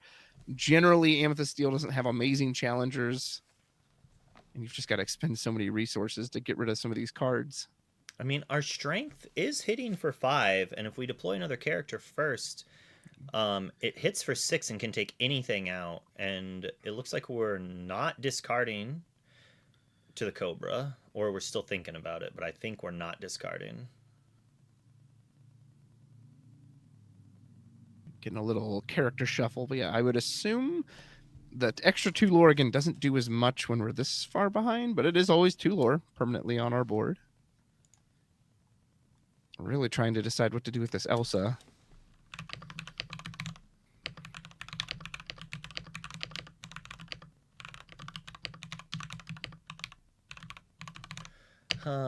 Probably challenging something. Yep, so double challenge. We're going to take out the Cheshire Cat. A Dumbo and is that a Spooky Sight or a Sudden Scare? Or that's an Ink Runner. Underneath. One of Looks those like cards. It's some Sapphire card. we're actually going questing. So if we have the strength, we're not using it. We even exposed the dock, Spooky which can Sight easily be... I was gonna say Spooky Sight would be insane, but actually the genies are there, and Gamesome is not looking bad right here. You were saying like the bodies are too big, but at the same time, genies don't care. True, although Spooky Sight doesn't actually hit Genie. It's 3 cost or less, not strength. Yeah, that's what I was thinking. I was like, oh, it would be really good, and then I just noticed the genies. I'm like, oh no, never mind. It wouldn't. I get that mixed up all the time because they're so. Oh, Under the Sea hits strength. Oh, Spooky Sight hits cost. Oh, this hits strength. This hits cost. And very often I have to remind myself, wait, which one does that hit? Is that a cost or a strength one? Not much based on willpower. I wonder if that'll, like, hey, if something has so much willpower, just banish it. Kind of like a reverse Criminal Mind. That'd be interesting. I'm surprised they haven't done that yet. Decandio will do it. Yeah. There's Elsa. I'm going to exert the only card left, which is the Cobra. Elsa's going to go and clean up her mirror image. We can absolutely knock out a Genie with either Elsa or Elsa Genie to take out the full health Genie. Hades or Demona can easily clean up any of these cards if they so desire. Probably send Demona into the Cobra. I'd almost send Elsa or Demona into the Cobra. Genie into Hades, finish him off. Hades into Doc and just leave them with 1 card on. But no, actually says I don't care. Granted, we are on a time limit too, so perhaps you do want to be a little more aggressive than trying to control the board. I think we're in turns now since the clock is at. Oh, yeah. In that case, yes, forget the challenge. You just go aggressive. Try to win. Yeah. Make your opponent answer you. Say, well, do something about it. Cobra hits for 4. Not bad, but is that Angel? Yes. I haven't seen the enchanted one. All right. It is pretty. So we can convert this card in our hand into 2 damage. Currently not enough to stop. Amethyst Steel may just have to accept the fact they aren't winning this game, so the most they're going to go for is a tie and just keep our opponent from winning. Especially if this is game 3, like we think it is, instead of game 2. Because then it's like, all right, I'm setting my teammates up. Like, let's do this. And if it is a draw, I'm pretty sure the same person gets to be on the play. Like, the same team gets to be able to play again. I'm not entirely sure, but luckily the judges do know.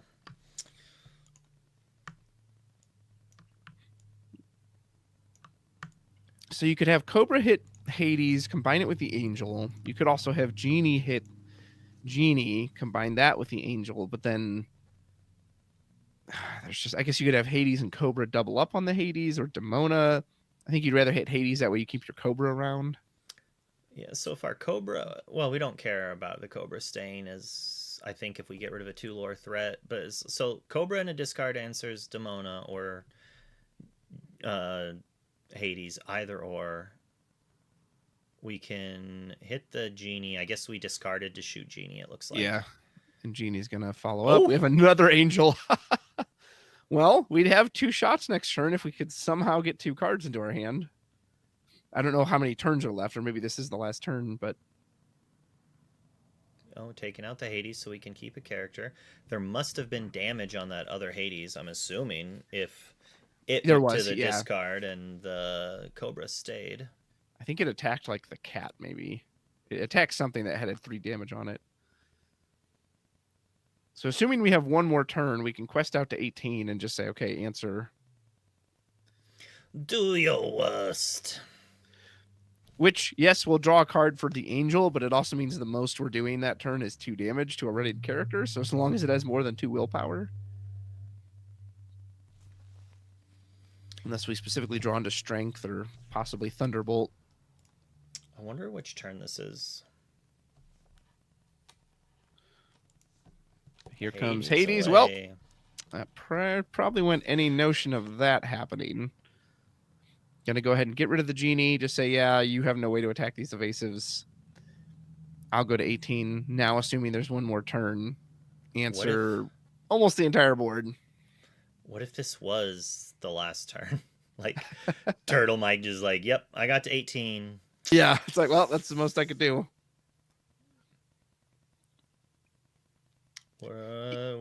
Demona, draw 3, so we can pitch. Nope, we've got Oh, what did we just draw? Be prepared. Raging Fire. Yeah, Or right? Raging Storm. Yeah. Strength. I'll hit something for 4, which only the Elsa's going to go away to that. That feels kind of bad. I guess you And could we're combine something scooping with the it up. Demona. Yeah. All right, so we're going to jump back over to the booth. The booth. Crazy game. Uh-huh. Assuming they didn't run out of time, I'm assuming Turtle Mike took that one. Yeah. Was that a time? Did we discover if that was time or if they were just playing their third game? I don't know. I'll ask. We were assuming that it was the third game and that it went to time, but obviously Was that game 3 going to time, or was that game 2 going to time? Or was it just It's game 1. game 1. No, I'm kidding. I'm kidding. I don't know. so that was a tie, it didn't get passed back over and won? It did get he won. Okay, thank you. All right. So Blurple did win that. It did not go to time. Shout out to That- Purple. And If that was game 1, I was about to have a Captain America style chat where I turn my chair around and go, so you're going to time in game 1. Something has gone Yeah. dramatically terribly wrong. wrong. That's what we're doing. Let's wake up. You got to Let's move these cards around scoop a it little up if things are just looking slightly out of your favor. Right. bit. Yeah, Hey, you got this one. I'll get the next 2, pal. Yeah. that's it. Things are getting gunked up here in the middle somehow. I'm The- gonna the- beat in the next 2 real quick. Don't The worry. art of the scoop. I think that's a whole Ooh, I whole like metaphor that. article right there. Yes. Learn, We know when should write to that hold them, book, know when to fold them. Add it to the book list. right? That's Get out of there. that's like the quote at the under the cover of the book. I like that, GDZ. There you go. Art of the There you scoop. go. That's good. That's it. We're gonna write the book. You can be a ghostwriter. You can Heck be yeah. a publisher. We can get that thing written down because I think that's a skill that a lot of people need to pick up on. Yeah. All right, Fighting they a are losing battle. starting this next round very quickly because that was going to time. So I'm going to swap over. If you want to give any shout outs there, Rubros, before you head out. Thanks for having me on. Follow me at Rudros TCG on YouTube. Always a pleasure to be with ICL, and yeah, hope to do it again soon. Right on, Rudro. Thanks for dropping by. Supporting Good the to see you, program. boys. See ya. All right. Bye. Bye-bye. Hey. Yo, we back. We out here. And they already started, Garrett. We got the Daisy Duck is underway. Hey, Luke, is there any way I can get some more gigarams onto I was this, just gonna ask for the same thing. A little more clarity here would be amazing, as we have There you go. Sploosh here versus Douglas, Let's get it. and we got the Salty Ducks playing the Daisy Duck on turn 1. How about that? I like to see a little bit of amber. I'm not going to hold you, Garrett. Good friend of mine. I'm purpled out to the max. I think we've seen enough purple, and I believe we're going to get a nice little taste test of this amber and emerald dog strategy based on that Grandmother Willow coming in on too. Yeah, absolutely. Love to see more dogs coming out. More Tramp W's gets us closer to the Tramp ban. Yeah. No, I'm kidding. As an Under the Sea is revealed off of this Daisy Duck, so we might be getting into the second mirror in a row here between Triad and Salty Ducks, but that could be another Emerald strategy, such as Emerald Sapphire here. We did not see what the first ink was, but if you're inking and passing with the dogs, that's no good, but it does look like it is Amber Sapphire. Down comes Tipo, and we're growing. We are ramping here from hand, putting an additional card into the inkwell and putting that Prince Philip into the inkwell, as we just saw. Not necessarily what you want to be doing. You'd like to have that out on the board so that you can shift and sing that malicious, mean, and scary as quickly as possible. I agree. But looking at this matchup, if I see that I have a Tipo and a Prince Philip in my deck, I don't care what the other 60 cards say. If I see a Daisy Duck and a Grandmother Willow staring me down on the opposite side of the board, I'm a bit terrified. I'm a bit perplexed. Maybe you packed in some spooky sights. Maybe if you packed in that malicious, mean, and scary combo, you can get to it soon enough. But I just don't know. I believe this dog strategy is humming on all cylinders, and I think you're loving to see some Sapphire as Douglas as starting to amass a huge board there. Lady and Bobby and Daisy with the Willow. Bobby's out for free. Thoughts? Yeah, free spray cheese kid here, as we could potentially get into something like a Mowgli or an Ursula here for 2 ink. It's not ever a bad choice against something like Emerald Sapphire. Getting that out onto the board, taking a sneak peek at the hand to see what might be coming your way, and surely snagging something on the way out, as we do ink a tramp here, going up to 3. We're going to use all 3 to lay down the Tramp Street Smart Dog There he is. for 3 ink, as we do have 4 characters on the board. Grandmother Willow already used for the Bobby Zoomerowski. There he is, coming through the menace straight from the dentist, the big baddie of the format right now. As oftentimes there is going to be a card that is just overly representing a very problematic instance. In this case, it's going to be that Tramp Street Smart Dog, and you're able to search through your deck and just carefully select whatever card you need. You're going to go for that smaller Tramp in this instance. Sorry, just sending a message to production there Yeah. as Oh, are you talking about the keyboard? It's yeah. gotta, yeah, yes. we No, you're we good. No, We you're do good. find the Prince Philip here off the Daisy Duck, so that is going to go in a hand. That is one piece of the combo assembled here, but not questing with Lady, not questing with Grandmother Willow. I guess you could potentially be punished by doing so if you just want to play Malicious, Mean, and Scary off the board to clear one thing after your depot challenges.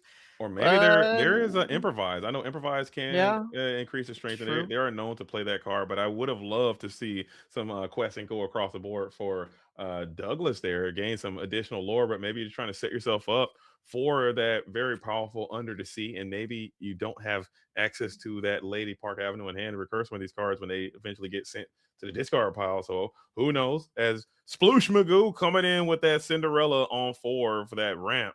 Very Yeah. vital. You're hitting on all cylinders, but are those cylinders good enough to make any headway against this dog strategy?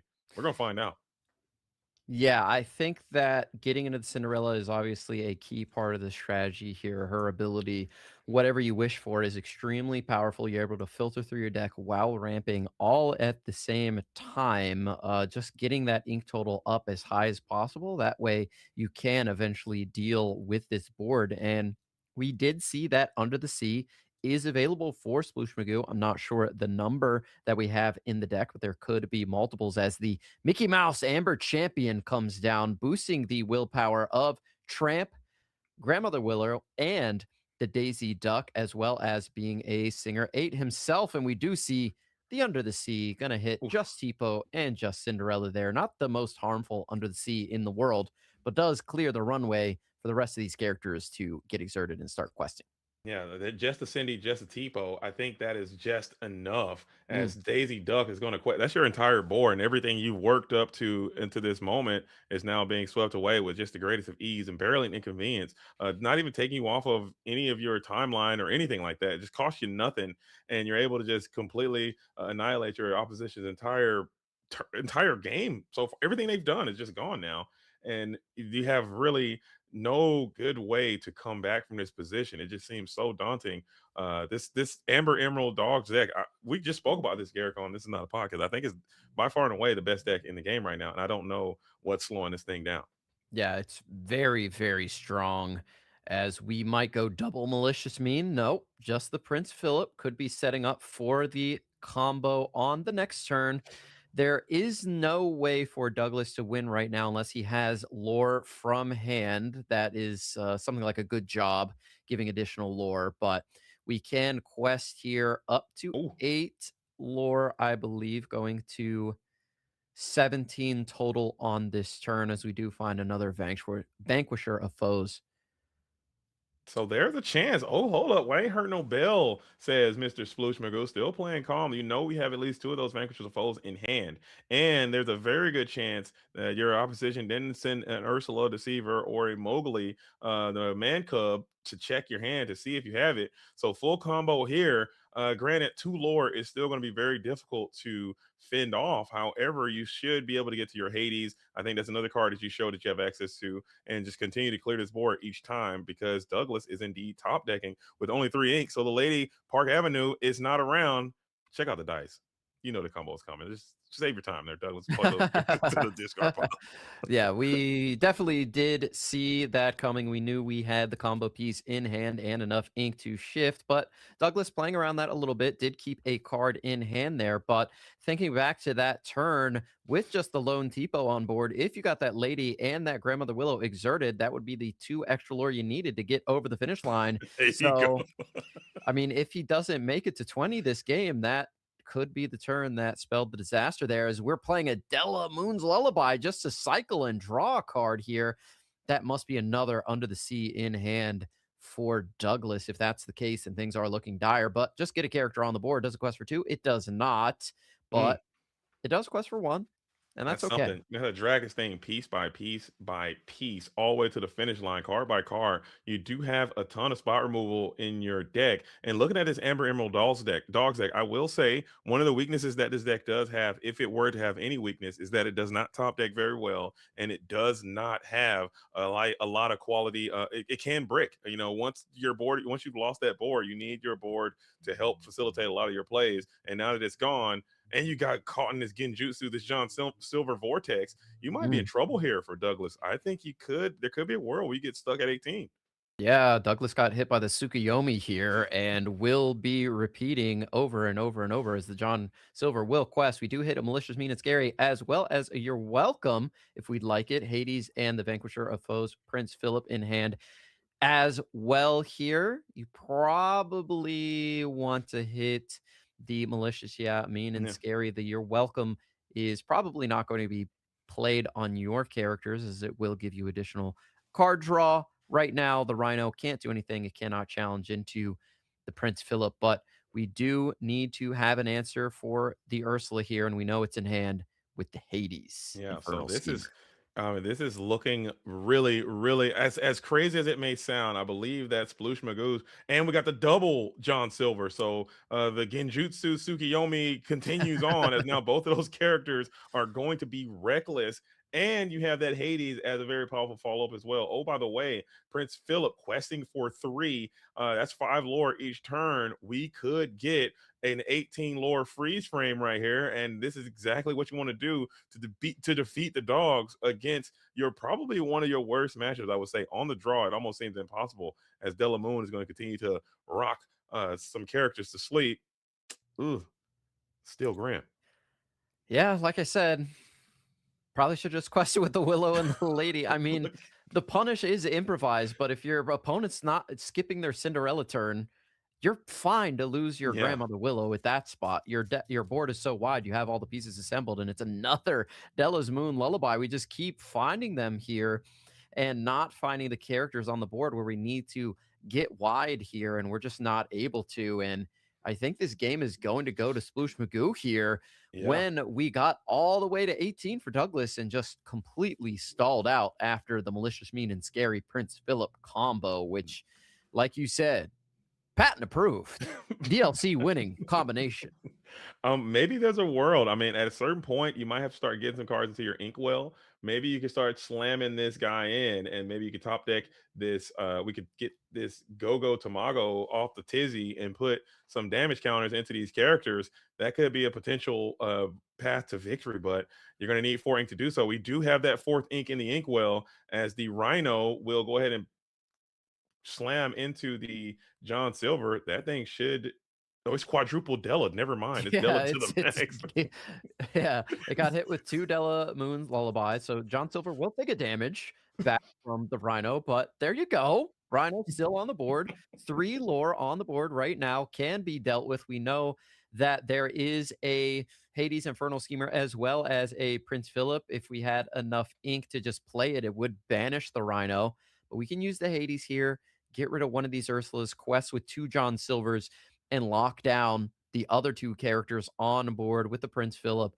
After this turn, it looks like it'll all just be a formality as Sploosh Magoo is going to take here game number 1 and get over the finish line. Maybe there's a world just for the vibes you don't quest that John Silver just to I guess it would still open up those lines no matter what because you would have to win you have to quest to win so obviously you can't never not quest and I guess they could just slam both of their characters into the John Silver and then follow up with the go-go for that remaining 2 damage but Oh, that is true. there's still an out. I mean, you still have an out. It is slim and it is the doors are closing, but that play is available to you as unless you just want to be super passive and just send you can't do that either because you have to clear these characters off the board. And he looks like he is going to opt here to play around the go-go. That's a good call, JDZ. So we're going to take 1 damage each on each one of our John Silvers. That does slow things down a little bit here. So next turn, we're only going to be able to get to 19, I believe, instead of that 20 threshold. And a lady is not necessarily what you want to see if there's a go-go in hand. She deals no damage. Yeah. That's probably the worst card off the top you could have ever imagined to ask for in this exact scenario. It takes you farther away from your win condition than you would ever want to be. As now, I believe you're free and clear to just start questing, getting all these characters moving. We have a big piece of ink, and it's the vision of the future. Looking for some more pressure to the board. Yeah, vision of future, really, really good here. If you're able to find something to get this lady Wait, off the board, you're wait. probably just in the perfect position to get over the finish line. I think you have to do it. No matter what, she gets reckless, but I would just be afraid of a shift quest as well. So you have to give this thing reckless. Unfortunately, under the sea. Never Under the mind. Sea. Okay, we're Or gonna is that? sing it with the Prince Philip. We couldn't win on this turn regardless. So just Under the Sea, the solitary lady here, go up to 16. That is the perfect way to play around the potential go-go in hand, as we're just gonna draw a tramp and play it down, and it doesn't. Does Douglas have anything in hand? I'm not sure. No, you might be holding one card maximum, but at the end of the day, it matters not as we're just going to quest all these glimmers and get on to a game number 1 victory. And like you said, Garrett, it doesn't matter if it's an inch or a mile. We take those, says Sploosh Magoo. Looking back at that early game, I think every little piece of lore matters. And that came up huge, getting stifled at 18 when you had 2 on the board. That's something that Douglas is going to have to look back and really think about. I mean, left 5 lore on the board if you think about it. We did sing Under the Sea on a Tipo and a Cinderella, which probably didn't need to do that. Hmm. Probably could have gone on a little quest on that turn as well with Daisy and your Tramp at the very least. With Tramp that steel not really. champion there, yeah. With the Yeah, Amber yeah. champion, yeah. Bolstering your guys, you're not challenging through that board. Absolutely. And just play if you need to Under the Sea, just have Mickey sing it. That way you're not leaving 3 lore there on the board. So would love to have that one back if you're Douglas, but we have to come back and see those pieces of lore that we left on the board and make sure that we gather them here in the next game. Right. This is the ICL, so you got to have those short-term memory as well. I mean, these things do happen as mistakes will be made from time to time, but it's all for a learning experience, and better make them here than in the DLC in Ghent if you're going to be there, or if you're going to any DLC or any major full-scale event Mm. coming up here in the next couple of weeks. So I don't mind it. It just really it's unfortunate that that had to go down that way. But taking nothing away from Brian Piera Sploosh Magoo for coming out and finding the lines to win against a matchup that I'm certain you just do not want to be facing at all costs. Yeah. I think that if you're Douglas here, you do want to try and get under this deck as quickly as possible. There were some different lines he could have taken, but maybe he took all the proper lines, but still couldn't get over the finish line because of what Sploosh Magoo was able to take there. But like you said, shake it off, get here into game number 2. You still are favored as Mhm. the dogs deck here, and you can get things done very, very quickly. And we We saw how powerful this deck was over at the CCQ out there in Baltimore this weekend. Sailor coming through, picking up a very powerful victory with a deck very similar to this one. And I'm certain that he probably ran through some blue green on his way to the finals. I didn't really see the entire matchup spread, but I think this deck is probably the best matchup for you. So keeping your head up, but going on the draw, looking at Brian. He won that previous round on the draw. What are some steps he needs to take to continue to keep that same energy up in order to stifle the dogs again, back to back on the draw? Yeah, I think it's exactly as he drew it up in the last game. Just put the Tipo down, put the Cinderella down, and then just get to your big outs at the end of the game. Try to clear the board. You have to clear the board. He has Under the Sea in the deck. If you can get to that, if you can insulate that, potentially if your opponent is playing Mowgli, but it looks like Douglas may just be on the Sailor list here. Hmm. And if that is correct, then it would be 4 of the Ursula, as he did intend to originally play that in the CCQ, but had to switch to the Mowgli's because of an incorrect deck submission. But we have a develop your brain starting off with Daisy Duck Donald's Day. That's a great way to start. Absolutely, and it's in this deck. There are a ton of non-characters that you can hit. I mean, there's a plethora of actions and items. You love to quest this Daisy Duck early. See if one of those underseas go to the bottom of the deck. That's one less removal option that you have to worry about. Same thing with the malicious, mean and scary. Develop your brain, vision of the future. Sell the other right. See, there's just a ton. You're welcome. There's a lot of targets for this Daisy Duck to hit. As Ursula coming in on curve, we're going to take a sneak peek of the hand, and she will miss, it seems. So the rare Wow. and indigenous miss from the Ursula receiver, probably altering hard. Triple John Silver is the hand, and you got Tipo Cindy again. We might have another game here, as that's a pretty good counter to what your opposition is trying to do. Yeah, absolutely. Ink Geyser showing in the hand here. The Edmund Chu special showing up here in the Emerald Sapphire deck. But yeah, like you said, triple John Silver might be able to get you over the finish line if you just go John Silver, John Silver, John Silver, Yeah, back yeah. to back to back. And we're just going to go on a quick quest here. Douglas said, I'm tired of looking at that hand. Let's see what's at the top of the deck. Develop of the brain, going to the bottom. Yeah, I'm talking I'm playing this Tipo. I'm slamming that ink geyser right on into that ink well, and I'm passing. And I'm going to ink another card. I'm going to play that Cinderella, slamming something else into the ink well, and then I'm passing again. And then I'm John Silver from here until Kingdom Come. Follow that thing up with a Hades, and we're getting all the way up out of here, says Mm. Brian. But now Douglas, knowing that information, knowing your entire opponent's timeline of what they're trying to do, how do you disrupt this? How do you find an answer to clear triple John Silver Hades? Do you got what it takes? You got to go as wide as possible here. I don't know if Nani is what you want to see necessarily. Only quest for one, and she's going to take your entire turn here to find a character card out of the top 4 cards. This is too slow a start Yeah. to combat 3 John Silvers into Hades, as you just mentioned. This is not going to get it done. We need to go wider. I like to see the grandmother Willow here, followed by another one cost character to at least put yourself in a position where you're selling Tramp. I guess you could theoretically sell Tramp, but it's going to be one of those weak and feeble Tramps. A 4 ink Tramp just feels like you're not getting the maximum retail value from that enterprising or street smart dog.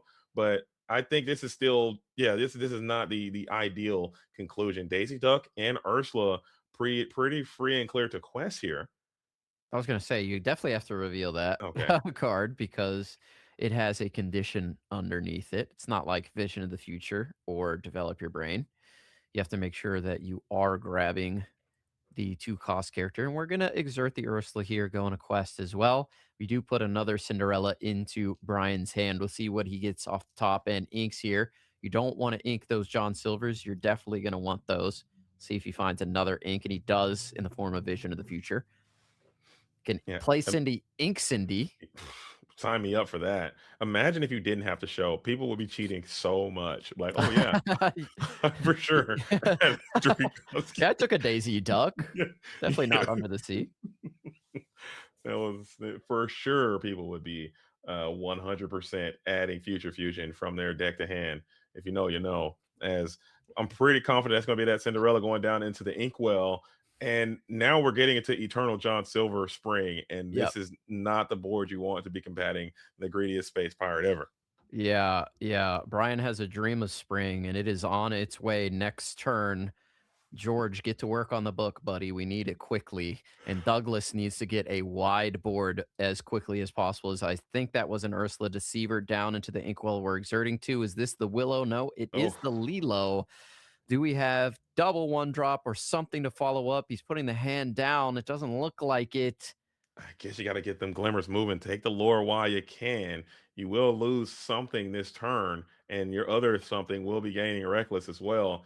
So gruesome and grim indeed. I am liking A Night Story though. Mm, I'm having a good time with that one. I know absolutely. it's not necessarily a wish for a spring, but I'm enjoying that one. Yeah, it's been a great season, and Mm, it's a season of the underdog, and you would think this is the best matchup for you. It just yeah, has to line up your way. But we full alter 7 here. We don't find what we need. We start off fierce with the Daisy into the Ursula, almost exactly what you want to do against this deck. You want to get the two quester out, the resilient two quester, like you said, probably going to hit a bunch of actions and songs and things like that with the Daisy. Play the Ursula. The odds of hitting a song probably pretty high. There's a significant number in here, but you couldn't find the pieces after that as John Silver is going to come down turn after turn after turn after turn and slowly but surely whittle this board away. Now, do we take the Ursula here with Tipo and Cinderella? I think so. I think you're just trying to extract as much lore from your opposition as possible and just take away and just slam the door on any chance of victory that they could potentially even think about mustering here. And I think it just, I think it's just worth it because once you get triple John Silver down, you just don't lose from that spot, and you know Yes. that it's there. You have those two John Silvers in hand. You haven't inked any yet, and it's just going to be so impossibly difficult for Douglas to overcome this. Granted, I believe Daisy might be reckless now, so Daisy can come back, or maybe Lilo. One of those characters is reckless, so you can at least get some challenges back. You will lose your TPO potentially, giving up freer targets, but at the same time, this is still so good for you. As another Daisy, hold up, Yeah. can we get there? Wondering what this hand could be. No, 3 cards in hand and 3 ink. Not able to play any of it. That's just it's devastating if you're Douglas here. Your hand is supposed to be mostly empty, and you're supposed to be utilizing the characters on board, and it looks like we're getting into a challenge potentially to get the Cinderella off the board. Surely the John Silver targeted either Lilo or Daisy Duck, but we'll see here. We are going to challenge into Cindy, removing her. And there is that Daisy Duck who is taking out the Tipo. Lilo free and clear the quest for 2. So we are able to put a little bit of lore pressure on. That's only 11. 9 just seems so far away with triple John Silver at the helm. But this John Silver will need to quest to keep that reckless train rocking. And currently you can only put out 1 at a time. And Yeah. that will only weaken 2 of those characters. So maybe you can squeeze a piece of lore here or there every time. I don't know if that's going to be good enough, but we're going to find out here soon. Doing the mathematics, the chess needle is moving towards Brian. If we slam another John Silver here, You also have the Infernal Schemer. Hades could come down, remove that Lilo really cleanly. It's a character you don't want coming back over and over and over and over again, very stacking true. damage onto your John Silvers. Here comes the Hades, the Infernal Schemer. Beautiful. And he does target the Lilo. I think that is the correct choice here. You want to challenge or just quest it out and force a challenge back? I think if you could potentially soak up all 3 of these characters. If you go Nani, Daisy into the Hades, or excuse me, into the John Silver, you could take them down. So I think questing is probably just for the best. And if you want to go ahead and send your board in, at least it will. At least you have to pay a pretty handsome toll. And once you do so, there are 2 more John Silvers in reserve, just waiting to come back in and just take down the next character that you have ready. John Silver versus a narrow board, especially double dipping John Silver versus a narrow board, just seems insurmountable sometimes against for these aggro players. Yeah, sometimes there is a sliver of light. There is a small bit of hope. And then John Silver comes down and slams the door and kicks you in the face. And it's just over from there. The card, whenever you are just right on the precipice of winning, and Douglas saw that at the end of the last game, just John Silver after John Silver makes things so difficult as Daisy is going to go ahead and challenge into the John Silver. She was forced to based on her being reckless. We're going to use all of our ink to play down Lady, get back Ursula and Daisy. That's not the worst thing in the world here. She's a big body that can even take out John Silver. And now we can get 3 more lore and go up to 14 on this turn. Yeah, I'm taking it. I think you are questing these glimmers. I think they're not under the effects of war or of reckless or anything like that. I think you're getting as much lore as you can as quickly as possible, even though you will be offering up your entire board next turn as John Silver, Hades, and then second John Silver will be able to take out the lady. So this is a fine song and dance you have to do. You also have two more follow-ups in your hand with two more questing characters, and we don't quest. That's interesting. I think I gotta get those glimmers moving. Take that lore while you can. Yeah, it is interesting. Potentially has Under the Sea in hand. Maybe wants to use his characters to sing the Under the Sea in concert with something like Delamoon's Lullaby, clear the board. Mm-hmm. That'd have been But a great line. Brian gets to the second Hades and again shuts another door on the Lady Miss Park Avenue, putting her down into the inkwell. If you were to make a comeback, I think that would have been it. Unfortunately, doesn't look like it's in the cards right now for Douglas, but it's not over. We're at 11. If this board can get wide enough, we could potentially swing the game back in our favor. But that is another great benefit of that five willpower, just not being able to Delamoon Lullaby and Under the Sea. Those five that John's just another feather in John Silver's cap there. He would have stuck around for that. You would have been able to clear one of those Hades Infernal Schemer, and you would have been right back where you are in this John Silver endless spring. Like he's just coming forward over and over again. Granted, the two Hades have been doing a lot of the heavy lifting in this game, as that Daisy Duck and that Nala Daisy now under the effects of Reckless, so she's gonna have to slam herself into this John Silver, and Nani just still looking. Just not being able to do anything. A lot of ink in the inkwell for Douglas, probably more than I've seen Dogs player have in a while. But this one's looking pretty over. Yeah. It's hard. And we are not at the ink total, or sorry, lore total that we were on the last game. So it's not even like a go-go here could save us as the deceiver is going to come down. Let's take a look at the hand here. John Silver, Prince Philip. So it's another miss and just a hand of nightmares. If you Yeah. are Douglas, is not what you want to see Because at yeah, all. now it's getting to the point where you can just play the Prince Philip and just banish the non. So now you see that you have to take the approach of take down this John Silver and send your side into the Space Pirate just to get some value from it, because you're going to lose your board next turn. I believe we got Ink and then John Silver, and Ink and then the Prince Philip. Imagine malicious, mean, and scary off the tizzy, and what are we talking about? Double Willow, better late than never. Someone said that. I don't know if that's true or not. Now, here's the wide board that we've been wanting to see. Unfortunately, we do have to challenge into John Silver here. Are we doing both characters? We Yeah, are. Both I don't hate characters it. are going to be removed here. John Silver, one of the threats off of the board, but two more coming Yeah. very quickly. Yeah, I don't hate it. I think you gotta do it just because there's so much that Ink Prince Philip just to clear that Nani was just too much to deal with. Now you have these double Hades just up and active on the board, and we're grabbing more ink. And here's the big body John Silver coming on through one more time. You thought you got rid of me. Guess what? Think again. I'm back. And Daisy is still going to be transfixed with more reckless. Pass it back on over. Do we have a tramp into? I don't even know what we need, Garrett. How do we get out of this spot? What are the lines, man? I think the lines are a little bit behind us at this point. Like, again, if we can maybe play another Lady Miss Park Avenue, grab back Double Daisy from the discard pile, put them onto the board, and just keep going wider than the John Silvers can handle. But right now, the John Silver Power Gut can handle a lot. and we're still questing quite heavily with those Hades as well. They are Yeah. questing for 4 each turn, so that is a pretty substantial clock. The game will be over in 3 turns currently, or excuse me, 2 turns as it currently stands. So you're gonna have to get to a miracle. We need to get to a tramp immediately, followed by a Delamoon's Lullaby under the sea. You need 2 Moon Lullabies and 1 under the sea to get rid of both of those Hades. So at least stop the questing.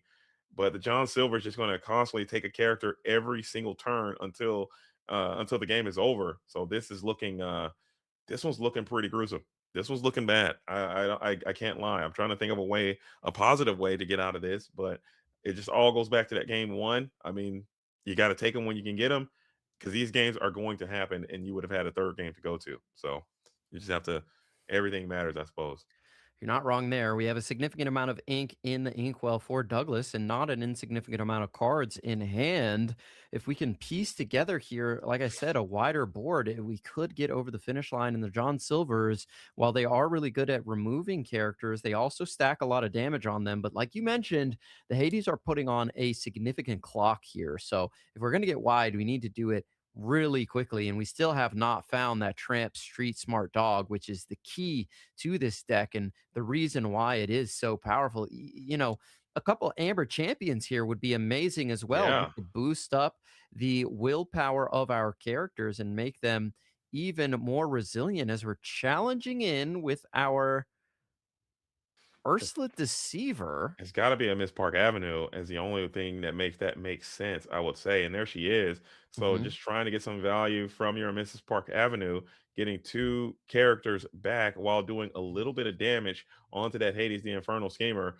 And now we can pay. And there you go. We're taking your play, Garrick, just trying to get as wide as you can. Take a sneak peek of the hand. You'll miss for the third time. It seems that's What is that? A Donald Duck, Perfect perfect gentleman. Gentleman?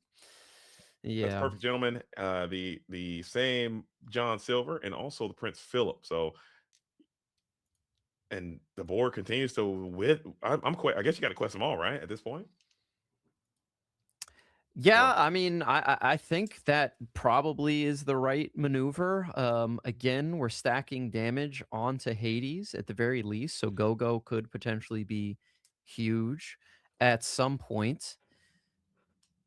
So it's not over entirely. We can get 2 lore with these Grandmother Willows, I take think you us got to up take it. to 13, and then next turn, we do have the Miss Park Avenue probably going to be hit with the Reckless and Daisy probably getting hit with Reckless as well. But there is the 3 damage Daisy still sitting out there. If we have enough ink, we could play the Prince Philip Vanquisher of Foes and remove that threat from the board as well. Yeah, I think we could. I think we could just go ahead and ink that Donald Duck, Daisy, Donald Duck, Perfect Gentleman, excuse me, and this play the Vanquisher foes, and then quest and challenge and clear a large, significant amount of this board, and Mm. then put those threats in play. But that Lady Park Avenue is sitting over there and waiting in the wings. So this, as much as I was saying, is looking over. I'm thinking it's looking a little less over now, as you may not be able to clear all of this stuff off the board this turn without going full combo. There might be some questing that can take place.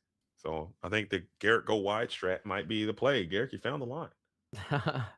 Just get as wide as possible. I mean, if there's no board clears in the hand, you just have to hope that they don't get to it. And the single target is, a tough ask sometimes when you're able to chain these Lady Miss Park Avenues back to back, get the cards back in hand, and continue to keep your hand full as we opt to ink the Vanquisher of Foes and play a John Silver. We could potentially have another one in hand, but interesting to ink the Prince Philip instead of the Donald Duck. Yeah, I would agree. I think that Donald Duck, I'm never playing that thing in a million billion lifetimes. That thing is going nowhere near this board. I'm slamming that thing into the inkwell like his name was Basic Land, and I am moving on with my life, dude. No chance.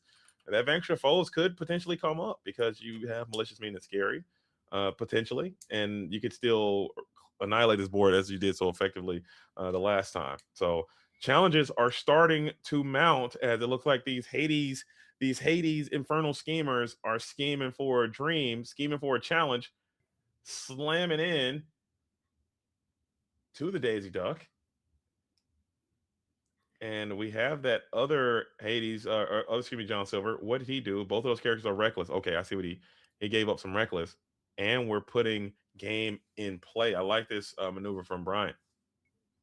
Yeah, that is not bad, but we can quest to 16 and go for game. Can we? We 1, 2, 3. Miss Park Avenue crashes into the Hades with 1 damage. We go for 5. You're very true. That is But if right. he had it, I'm sure he would have just slammed it immediately because that is just game. So I'm assuming it's not there, but we could find it with Tramp, Street Smart Dog, or something like that. Yeah, you have 2 Grandmother Willows up as well. I think I would have had to get those Willows out of here, maybe. I don't know if you had the opportunity to do so, but that would have been another just to get those tramps off for cheap. So now I think now this turn, I believe you can tramp and go for sure. And you have cards in hand. We're paying 2. 2. It's the Amber Champion. Interesting. Okay, Amber Champion makes it so our Miss Park Avenue takes less damage in a challenge here. She could potentially remove John. No, she can't remove John Silver, but she can remove Hades. She could do that Yeah. regardless, but And now still. Daisy Duck also can challenge into the Hades and not be banished as well. So Correct. that's something going on. These Grandmother Willows can hit into the Hades and keep their selves around as well. So still Amber Champion looking great in this deck. I'm glad that that was added, and the cook was quite delectable, I would say. Great card. Yeah. Yeah, I agree. And seeing Brian ink that Vanquisher of Foes, as we do find the Tramp here, we can Okay. now really make Hold some up. money moves with our Daisy Duck, as she will be able to challenge and remove anything she would like at this point and live to tell the tale. She will not be banished by John Silver. She does have 6 willpower, but like I was saying, choosing to ink the Vanquisher of Foes, I'm not really sure about that because eventually these characters are going to have some damage on them, and it might be worth just clearing the board. Now, he could have drawn another one. There's a very good opportunity he has another one in hand. I would only assume. But what do you need the Donald Duck for? I have no clue. I'd rather keep 2 of the Vanquisher of Foes, if I'm being completely honest. As I honestly, I would leave if you have the opportunity to start questing, I would go for the lore and not go for the challenges here, as I believe that's what Douglas is going to try to do. Put game on board for yourself instead of the opposition. So maybe we go full combo here. If you draw Malicious, Mean, and Scary, you don't have that Vanquisher of Foes in your hand, you did not play to your house. You're going to feel super bad about it, even though the Malicious, Mean, and Scary is still quite decent in this predicament. It's not the worst card, but man. Okay, we have Donald Duck. Donald Duck is not under the sea, but under the sea is found and will That's huge. remove the board here from the opposite side. Everything is going to go to the bottom other than Lady Miss Park Avenue, who still can quest for 2, and Go is in play here to end the game. If this game. Miss Park Avenue is not dealt with, it looks like we're exerting all our ink. We might have a Vanquisher of Foes waiting in the wings to remove the Miss Park Avenue. Nope, we're After all going to that, exert some ink. Could just be Donald Duck. no way we're Donald Duck gaming. I just don't believe it. I'm not buying it. There he is too. Never mind. I mean, that's 2 lore. 2 lore is 2 lore. I mean, so that is game on board. And Miss Park Avenue is free and clear to quest. She is indeed. Or challenge for 4. Go is game Counting still. the ink here, could just have drawn the Street Smart Dog, which he can play for 6. But you need to get to a Go here to end things or find the other Tramp. Yep. Oh, to boost up your Miss Park Avenue to challenge in to remove one of these characters. Like Tramp dig 1 is miserable. I mean, that's not what he wants to be doing. Obviously, you want to tramp dig infinite, dig Yeah. 8, 9, not tramp dig 1. I mean, that's not how that thing Card's works. good. It's not that good. Yeah. You need to be dig 7 for free. Pay 1, dig 7. Yeah. Discard 7. That's what we're trying to do. Not this dig 1 nonsense. Discard 1. What are we talking about? Let's And see what yeah, was found here. There were so many opportunities for Douglas to get out of the situation despite the explosive mid game that Brian had with all of those John Silvers. We sort of see the weakness of the character there, especially when playing against decks with Go-Go, as we put an Under the Sea into the discard pile and just resign to, I think, lose the game here. Like, you needed to be able to ink, play the tramp, boost up your Miss Park Avenue and challenge in. But you don't have the resources to do that, even if you found it. But Della Moon's Lullaby, we will sing that. Find a card here, but there's nothing in the deck that's going to get him out of the situation. And that is game. GG. Well played. I mean, well played, well played, well played. I mean, taking your worst matchup and winning it on the draw is something that you have to be happy for. You have to be super proud of that. And Douglas, I'm certain is going to go back and rewatch this footage. It just didn't work out for you. You didn't get a chance to do your broken thing that your deck is designed to do, and it all was apparent there, and it kind of just fell apart for you. Yeah, absolutely. I mean, there were so many opportunities to get out of that sticky situation despite what had gone on throughout that match, right? I mean, even towards the end of that second game where we found no tramps or anything like that, if we didn't find a board clear off of the top, the game Yeah, was lost for Brian there. very So true. Douglas stuck it out and stuck to his outs and just wasn't able to find them. Yeah. Yeah, that was brutal. That was brutal. Yeah, if that like that hypothetically that Under the Sea that was played, that last one, that's the when the Hades and the John Silver saying the Under the Sea. If that didn't exist, it's a whole different game. We're going to a game number 3, but that's the way it goes. Triad comes through triumphant. The Salty Ducks, now they know. I mean, now they know what they're up against. They know how hard this league is and how things can go. You got to come through stronger and represent yourself next time. I mean, welcome to the league. Exactly Not me, right. man. I was a salty ducker. I was reading the chat. That's not what the chat said. That was I was gonna put another joke in the chat, but you kicked me out. I was gonna if Triad won, I was gonna type in the chat just as I predicted. Just like we called it up. Everything is going just as I had foreseen. But yeah, no Triad takes it there 2-0 versus the Salty Ducks, but the Salty Ducks can get some points back here in the final match. being in the finals. And when we saw the dogs, we saw the blurple. So I'm only going to assume that it's going to be Amethyst Steel is going to be the last deck being brought in, or I could be wrong. It could be anything here on the ICL.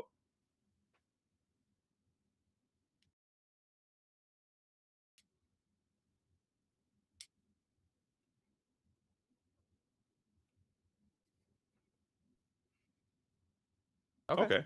I'm cool with that. I'm cool with that. Yeah, very, very much cool with that. Love to see innovative deck building here on the ICL, but it's tough to go up against the big three. And you got to find something that's able to attack at least two of them in a really efficient manner that other people really haven't found.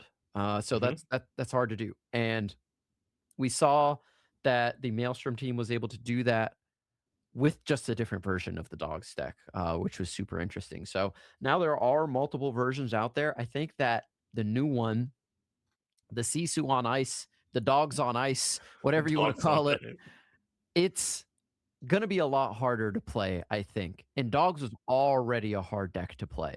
Like putting your Chromacon out too early or too late could spell disaster for you. Now there's no Chromacon, and you have to really understand how to play this game almost perfectly, right? This new deck has a lot of ways where you can trip up, slip up, and make a tiny mistake that just snowballs into an awful situation, as looks like we have Friendly Neighborhood going up against Sunflower Illumineers yet again. Mm. Clara putting the Royal Guard on board. So it looks like we do have some Blurple action here.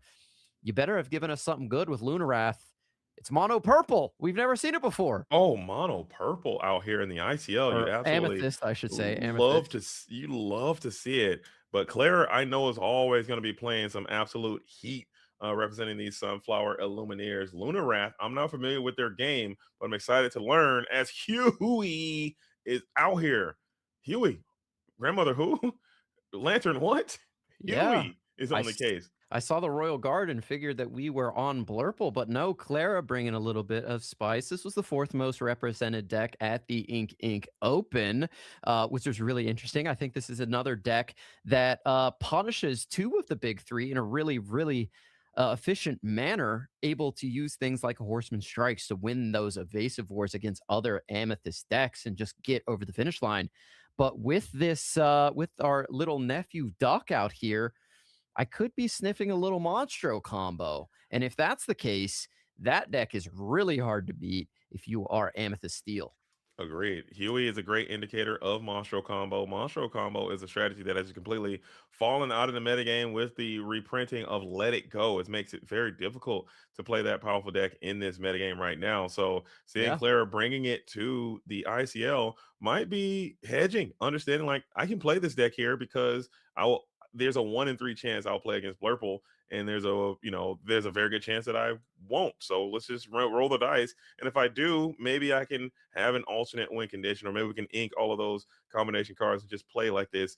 Like you said, Horseman Strikes, Greatest Criminal Mind deck, and still not the worst against Sapphire Amethyst.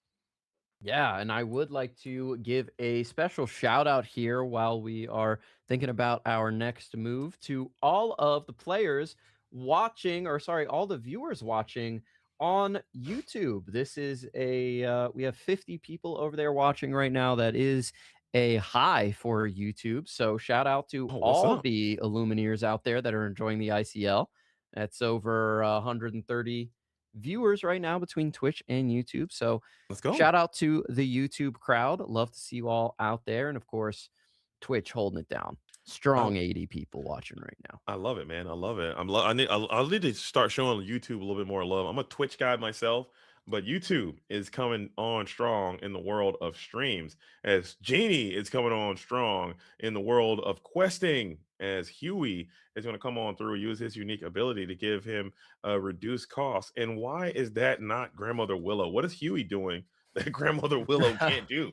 That's a good point. Maybe Clara doesn't have the willows. Maybe that would be my guess here, but I totally agree with you because now Captain Hook able to go in for the challenge there. They do trade, which is nice, but you do lose your ramp option in the amethyst color here to that. Captain Hook will love to take that trade all day, but you sort of halted the questing on the opposite side for the amethyst steel player with your Royal Guard, which is always nice. And now you have that Cheshire Cat. You have that Christopher Robin, another card that I'm absolutely in love with. Christopher Robin being exactly what the Sapphire Amethyst, Amethyst and Steel strategy. A card like that slides right into this deck quite nicely on the play. Also pretty on the draw, but it's actually not the worst thing on the play either. It's basically a Timothy Q Mouse wannabe questing for 2 with that 1/3 stat line. Hard to get through that guy early on. He also just sits back and just gains a bit of lore as Clara now thinking about what to do on this 4 ink turn. Yeah, I really love the addition of Christopher Robin into the game. I think the underdog ability is super cool. I hope we get more of that. I think we have some amazing underdog cards that have sort of stood above the rest, at least at this point. As we have the Lantern again.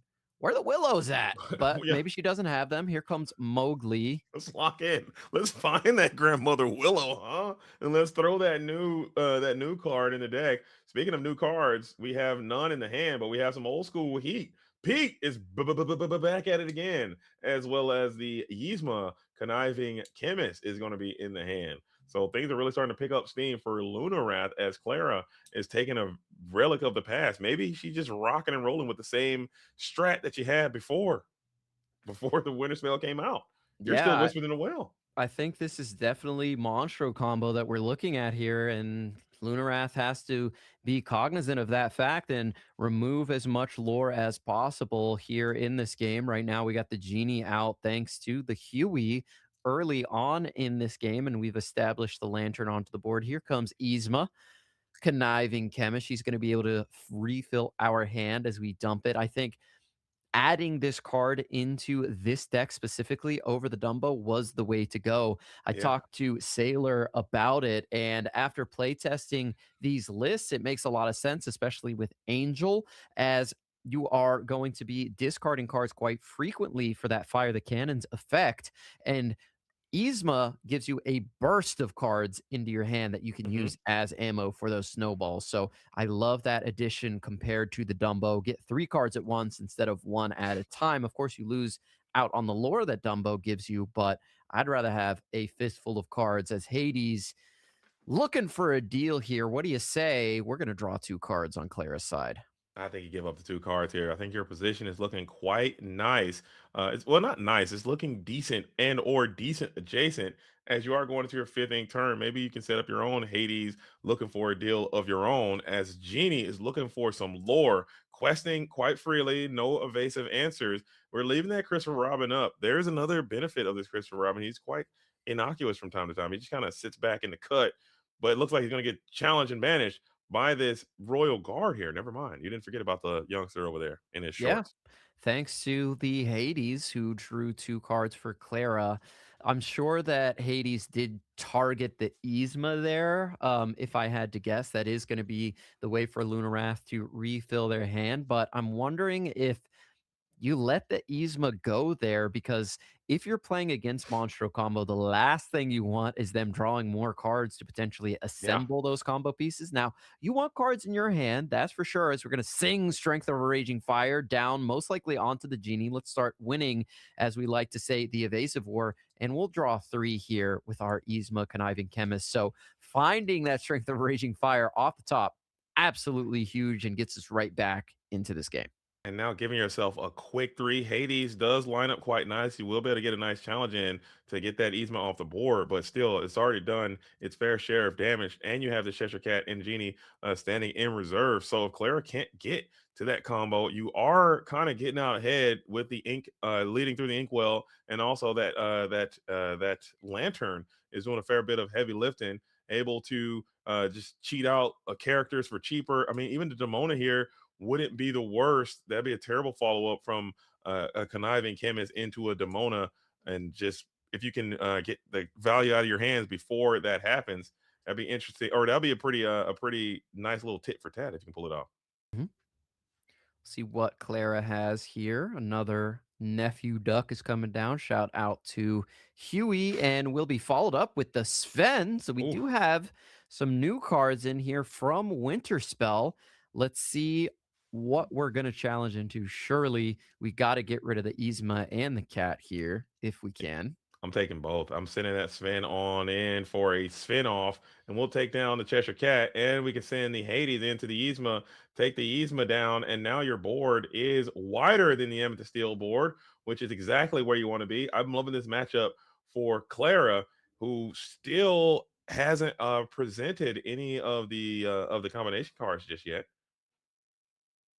Probably thinking of how you want to sequence these attacks or these challenges as it may be. And Yeah, we're we could have used a lawn weave there to boost up something like Mowgli to keep our Sven on the board if we wanted to.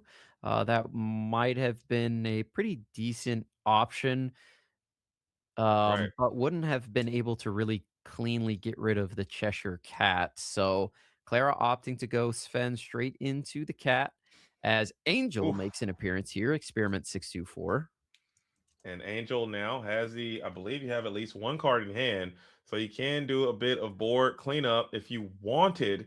You can send the Genie in on a challenge into the Hades or the Mowgli, and then, or excuse me, and then send the Fireball into the Hades and just get this board under control while you can. I believe that's probably where your priority should be while trying to increase your lore total as much as you can. You're only sitting at 2, if you do believe that this is this monster OTK, you need to start trying to lower up here. You need to start trying to quest off and see if you can get to the finish line. But you are going to take a bit of a turn off to do a little bit of board maintenance, and I don't hate that either. No, I think ditching the Cobra there to clean up the board, challenging in with the Genie is the right move. Let's try and establish some board dominance here as Clara has had the advantage, I think, for the majority of this game. Here comes Hades. He's looking for another deal. Are you going to take it or I'm not this time? I think whatever it is, I think you might just have to give it up. I mean, and I think giving up the angel is probably correct here. Maybe if you go after that genie, you Mhm. might be less likely to give it up. But with this Yeah. Island we there, supporting the angel into a world's greatest criminal mind is just such a crazy thing to do. I think you have to give it up.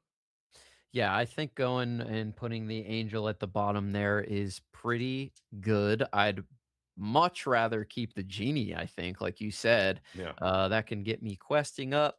But the angel is pretty good at controlling the board, although there aren't a ton of great targets out right now. And Lunarath running low on cards in hand. So maybe the utility of the angel is not super high. But here comes Demona Oh down man. onto the board, the scourge of the Wyvern clan. I did not see. I didn't even think Demona. I didn't even think we were anywhere near Demona time. But here she is as she presents herself. Genie now still questing up. Captain Hook not swinging on anybody, just leaving Hook around. I don't know if I agree with that one. I'm trying to get that Hook active. Was he just slammed in, or was he? He was dry from the previous round. Yep, he was on the board last turn, so he opted not to go in there with the Captain Hook. And we Maybe have has that. found a strength of a Raging Fire that he wants to use as the board is quickly getting wider, and you were about to mention the Maleficent The there. Maleficent. What is she doing in there? What's that Maleficent doing here? Yo, Clara's cooking. a little bit of spice now and then. I'm with it. I support it as another wish fulfilled genie is coming on through. So we are just all in on the genie wars, the Mona wars. You're free and clear to continue to quest if you want. I don't know if that's the best course of action, as we will. What is that? Oh, Pocahontas is going to come on through. I believe her name is Peacekeeper, I want to say, or it might be someone else. Yeah, Pocahontas coming down. This card is so good with our new Genie boost card that has been introduced here in Winter Spell. Able to get a crazy amount of lore in just one turn, 5 between the two of them with just one, or sorry, 4 between the two of them with just one boost, 5 with 2 boosts. It can get out of hand really, really quickly, which is Hmm. why I really like this Amethyst Steel deck right now. I think it has so many different options. It can go quickly under the more control decks, or it can play the long game with decks like Blurple. And that Pocahontas card, I don't know, maybe my brain just spaced it out. When I first saw that card, I thought it was a 0/2. I thought it had two uninkable 2 costs, 0/2. This thing's got 3 strength, Garrick. It can also swing on people in the event that it needs to do that. It can get scrappy a bit as well as a 2 cost uninkable 3/2 stat line. So the card is actually super, super good. I believe anyway. And it will find its way in the metagame as Demona returns the favor coming from Clara's side this time.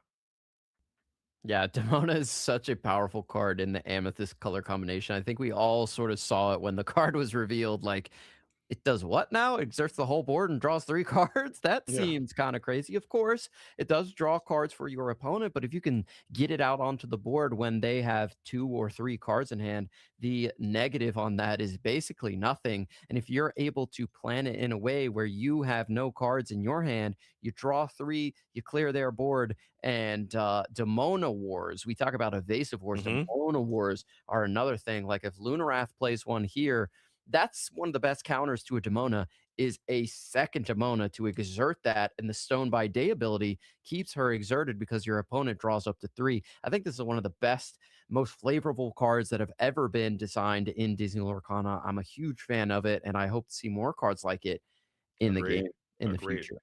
It is powerful, but I think the game deserves to have powerful cards as we are going to go ahead and heal up the Hades in favor of taking down that Dumbo. And now we're free and clear to quest again with our genie. So wonderful turn from Lunarath as we have a serious back and forth going on. These Illumineers are actually getting after it, and I absolutely love to see it. Clara still has not demonstrated that she's on this Monstro combo. And if Mm. you had a Monstro, the infamous well, or the Monstro, the monstrous well, whatever his name may be, this would be a perfect time to go ahead and deploy that bad boy and get something going on here in this spot, as I believe Lunarath did reduce the hand size enough to go ahead and get to that Demona, or excuse me, get that Demona back ready the next turn. Yeah, you got to think Lunarath probably knows if Clara is on Monstro Combo or not. This is game number 3. Very true. We still don't know. We haven't seen any of the pieces played or assembled just yet, but Clara could have a couple of them in hand. But this is my kind of Disney Arcana. 2 mid-range decks battling it out, like Apollo Creed and Rocky Balboa and Rocky 1, just back and forth, back and forth, back and forth. We have a quest with Elanwi here. We could be seeing a world's greatest criminal mind if we are going to target the Cheshire Cat, for instance. And we do target the Cheshire Cat. So let's see if that comes down. And there is that 2 ink. So we are just going to play the grandma. So we do have the Willow as well. We got it all. Let's go. We're not ramping. We're always ramping. We are not paying full price for our characters. Is what we're doing. We're taking a discount. That's what his deck should be called. Take a discount. As we'll go ahead and get rid of that Cheshire Cat. Looking at the hand, I can't see how many hand cards are for Lunarath, but that Demona will ready. So interesting choice. Maybe just really did not want to have a threat like that Cheshire Cat in play. So much so. Oh, Demona, another one. 3. So not worried about that. Why world's greatest criminal mind, the Demona, when you can just simply freeze her with Stone by Day, and now we have double Demona. This is exactly what I was saying, and it looks like we are going to go for a quest here. We need to play something out of our hand. That way our Demona can ready next turn. And we do find a Grandmother Willow. Do we have something else following that up, as the board is extremely wide here? One of the best ways to beat Amethyst Steel is go wide, because they do not have, grab your sword or anything like that any longer. We could see the mob song, but don't have the ink for it. Can't sing it right now. Another Demona here for Lunarath would not be the worst thing in the world to freeze those 2 other Demonas. Yeah. But notice there is also a Junior Woodchuck guidebook that is just floating in reserve in the event that you really need some more resources to keep going. You have 2 Grandmother Willows now in play with a Huey, so you can get a nice steep discount on all the characters that you want to play. So I expect a huge board flood coming in from Clara next turn in the event that you get a next turn, and you will get a next turn. But looking at Lunarath's board, I think at this point you may need something to another Demona of your own. You might need something to get these characters out. How much lore is that? 1, 2, 3, 9. So 4, 5. Yeah, you way got clear more than game on board. You got to clear through 4 lore here. And you just don't have the challengers on board with Genie and Christopher Robin to get that done. At least not efficiently. You would need a song here. And Strength of Raging Fire could help out, but I think it's just going to be too much for Lunarath to overcome at this point. Genie just doesn't challenge for enough right now. Yeah, you can send the Christopher Robin into the Illumineer to plus there, and then you can send the Genie into the never mind. We do have a strength, so that's 5. It's not even enough to clear a Demona. Ugh. I don't even know what you would sing Strength of Raging Fire onto. I guess you can just get rid of the Hades, but that's only removing 1 lore. There's still 2, 4, 6, 7, 8 sitting there. Christopher Robin can take 1 out as well, and that's 7. That's enough for a game exactly. Yeah, that's one that might just be 1 more character to clear Demona plus Elanwi to stay in this thing. Yeah, I think this was going one-way ticket to GG. And again, I like this Amber Amethyst deck, man. I think it is really good. I think the dogs matchup is no good, right? I believe, and it struggles Terrible. there. But It's decent into amethyst steel, and it's decent into sapphire and amethyst. Yeah. It's the dogs. I mean, the dogs kind of can run right through this. Maybe if you can find some points there and close that gap a little bit, this could be a nice solid pick to take to Ghent and have a nice little tournament run. I love this deck. I really wish I would have had more reps on it and played it in Richmond. I think it was Hmm. the deck to bring, or one of the decks to bring to that tournament, because it also has some decent game into the Emerald Sapphires. It has like World's Greatest Criminal Mind Yeah. and Fortune Strikes. So you can get rid of those Prince Phillips, get rid of those Clarabelles and John Silvers and things like that. So really love the deck, and Clara able to quest out here and get the win for the Sunflower Illumineers in round number 2. GG's to the Sunflower Illumineers for getting it done. Showing up, showing out, makes a noise. But shout out to the friendly neighborhood with that Mr. Rogers aesthetic that they got going on there. I love to see that from them. And hopefully we see a little bit more of that. So we're back into the dojo with Luke. What up, Luke? And I'm not muted this time. Who would have thunk it? Let's go. Let's go. I know So that how easy was, it is to do that. Oh yeah, so that was a pretty great match. We did actually watch their match after the first round too a little bit, and believe it or not, we're gonna watch their third match as well. And once it starts, I'll go into a little bit more why we're doing that. Okay. You keep your secrets. I will keep my secrets. The wizard does not share. If I can be, that's a little sinister for Gandalf, but I was playing my best, most innocent Frodo. I think Frodo and I have similar hair. If I can throw that out there. Rub it in, why don't you, man? Just keep rubbing it in with the. Is there a bald member of the Fellowship? No, they all have wonderful, maybe like Gollum. I think Perfect. You're part of the crew. I don't want to try a Gollum impersonation because I don't want that to stick. I don't want that to be my legacy, dude. I can't be Gollum till I'm bald. You got too much bass in the voice. Hey, brother! I can't do it. We're not doing that. I can't do it. What you got a Gollum in you, Luke? I think everyone's My precious. My precious. My precious. He goes he really gets loose with it. Shout out Andy Serkis, who also directed a Jungle Book movie, but not for Disney. And I think I saw it that was one. worse than the Disney one, but it was still solid. The dark one, the super dark one. Yeah. They went too dark with that one. I think they got to lighten it up. Well, now I'm all interested. You're like a dark fantasy fairy tale. Like that's, I don't know. I think that it's stuff. I'm good. weird. I think it's good. I like the live action one directed by Jon Favreau. That is one of the few live action Disney films that I will say exceeded expectation. Big fan of that. Would rewatch at a later date. At a later date, TBD. That All right. Yeah, that's But Garrick's gonna be heading out, and JD, I'm gonna kidnap him for a third round. Am I in? Was there no one else? Okay, I can There's do no this. one else. Let me lock. Unfortunately, our backup had some issues, and our backup decided to get sick. So it happens. Right on. I'll it's finish been the drill with you, Luke. Hectic day. I will do what must need to be done for the ICL. I'll be here with you. Let's get it. Let's get it. Let's get it. Hopefully it'll be quick, but they're starting off right now, so we're gonna stop. Bye. Bye, Garrick. Hearts on fire to Garrick, and we're going into the game number 3 with the Sunflower Illumineers. But while that's happening, I'm going to eat a couple cookies. So, if you tell me what's going on with this match. Well, the reason I chose this match is because one of these decks. Oh, well, maybe. Never mind. I thought one of the decks was Amber Sapphire, but I was looking at the one below it. Oof. So we're cooked. But if you lock me in for another Blurple Mirror, Luke, I'm going to abandon. Neither of the decks are Blurple. Okay. You're about to get it. You're about. I think he says. Okay. Yes, we do have some blue steel versus some amber emerald. So Let's go. Getting dogs again. I'm fine with it.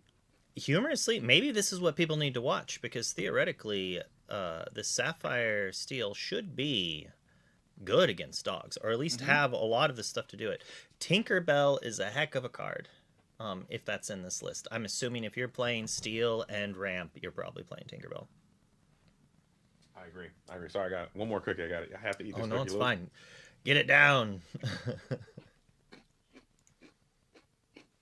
Oh,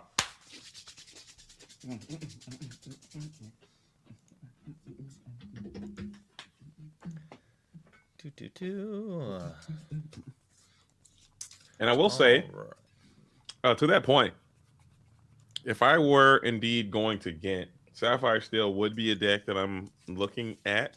And I'm not saying that just being a Sapphire Steel homer. I do believe that there's a very defined metagame right now. We have the dog strategy, which I think is probably the best deck. But aside from that, we have Amethyst Steel, and then you have Sapphire and Amethyst Blurple, Purple Steel, Amber Emerald Dogs. And then you have everything else. And on that, on the outskirts of that, I believe there is Sapphire Steel has a place because that's decent matchups into all three of those decks. Ruby Amethyst is another deck that comes to mind as another deck that is on that outskirts area. So I don't know, man. I think that we might be in for a shock or a surprise when we come into Ghent in after this weekend. So I wouldn't be shocked to see a rogue pick coming on through. As Willow on 2, Lady gets a nice quest for 1 in. Celia's right C into the Cinderella is going to be inking the Angel, which I think is your best card. That's crazy-ish. Yeah. Like, what do we? Maybe we're trying to do Tinkerbell next turn, but like, so Top Deck King didn't play a 1-drop, so, and plus you're not that afraid of Under the Sea, but still, we could play a Tramp, right? Or no, we're still 1 short of a Tramp. So, maybe the Willow's not as scary this turn, and we just have an answer for it next turn. Yeah, whenever they go Willow without an additional 1-cost character behind it, it doesn't feel nearly as oppressive. When they go 1-cost and then Willow and then another 1-cost and then next turn shenanigans, and then the Tramp comes down for 6 or 7. This is also super scary as well. Yeah. Never mind. Hope you didn't hold on. Oh, there's Tinkerbell Pete, and the reason we played the Cindy, I guess, is that at least was a singer. And Tinkerbell followed by Tinkerbell is actually insane. That clears a lot of stuff. That's about to do some serious heavy lifting. I think you can, in fact, lose this entire board. You're leaving nothing but the Ursula, and Ursula can't quest. So you can get a nice little board clear in before your opponent is able to gain any lore from it. And if they do go all in and just quest next turn, you're going to lose the whole board anyway. So double Tinkerbell. This feels like set 1, where I'm like Lantern, and then Tinkerbell. And you're like, all right, this is good enough to stop almost every character aggro deck. Like, especially if that gets in the way a little. Never mind. Sailor Kurt, why you coming with such good tech? Okay, Tinkerbells are trying to do things. That was a great little piece of tech, and it came out for cheap too, as you get a nice little reduction. So coming in for only 2 ink, and now you can set yourself up for that Tramp next turn while you have some Tinkerbell defense. So if we looked back at Ellis's hand, it was just Tinkerbell, Pete, and then we had the Cindy. We don't know what he drew off the Cindy. It could have just been the Pete, right? Or possibly the removal. So if we had played the Angel instead, while we could go after the Willow, I feel like we'd run out of resources almost too quick. Now, if we had the Pete, then I would have been all about Angel, discard, play Pete, because then we're drawing an extra card every turn, which then we can afford to discard to the Angel. Oh, not bad. Get at you! Thought you stopped me? You stopped nothing! That was pretty good. A little bit of back and forth, a little bit of gamesmanship, a little bit of decks being decks, as you have your tech and I have mine. Let it go. Putting that Mickey Mouse Amber champion down to the Inkwell, and then being able to send a second copy of Tinkerbell. And then Tinkerbell seems so good in this matchup, being able to just banish virtually every single 2 willpower character by challenge. So now you can't even quest. You're at 0 lore and you can't do anything. You're kind of frozen in time until you can Delamoon's Lullaby Under the Sea these Tinkerbells. You're cooked. One benefit, though, was the fact that we did get Let It Go. We only played 2 ink. So while we got a lot of characters gone, Top Deck King still... He doesn't have to top deck yet. He has a grip. Yeah. But LS is questing faster. We're questing now. And what do you think about those quests? I'm a little afraid of a Tramp to come through to clear one of these Tinkerbells. But at the same time, you got to quest. If you don't quest, you don't win. So you got to keep questing. What? Like Tramp. Yeah. Boom, boom. And you're so back. But this Pete also now being able to sit here and just become this boosted threat who can just continue to add new cards every single turn. Oh. There's one tramp. Ooh, interesting choice. Oh, big tramp. Oh, I kind of thought we'd send the Ursula. agreed. Oh, it's not enough. It wasn't enough. That's why. It would have only been 4. Rough. We didn't have like another 1-drop to play, or if we did, we were probably keeping it in hand to discard to keep better things. And there is the discard here. Big discard.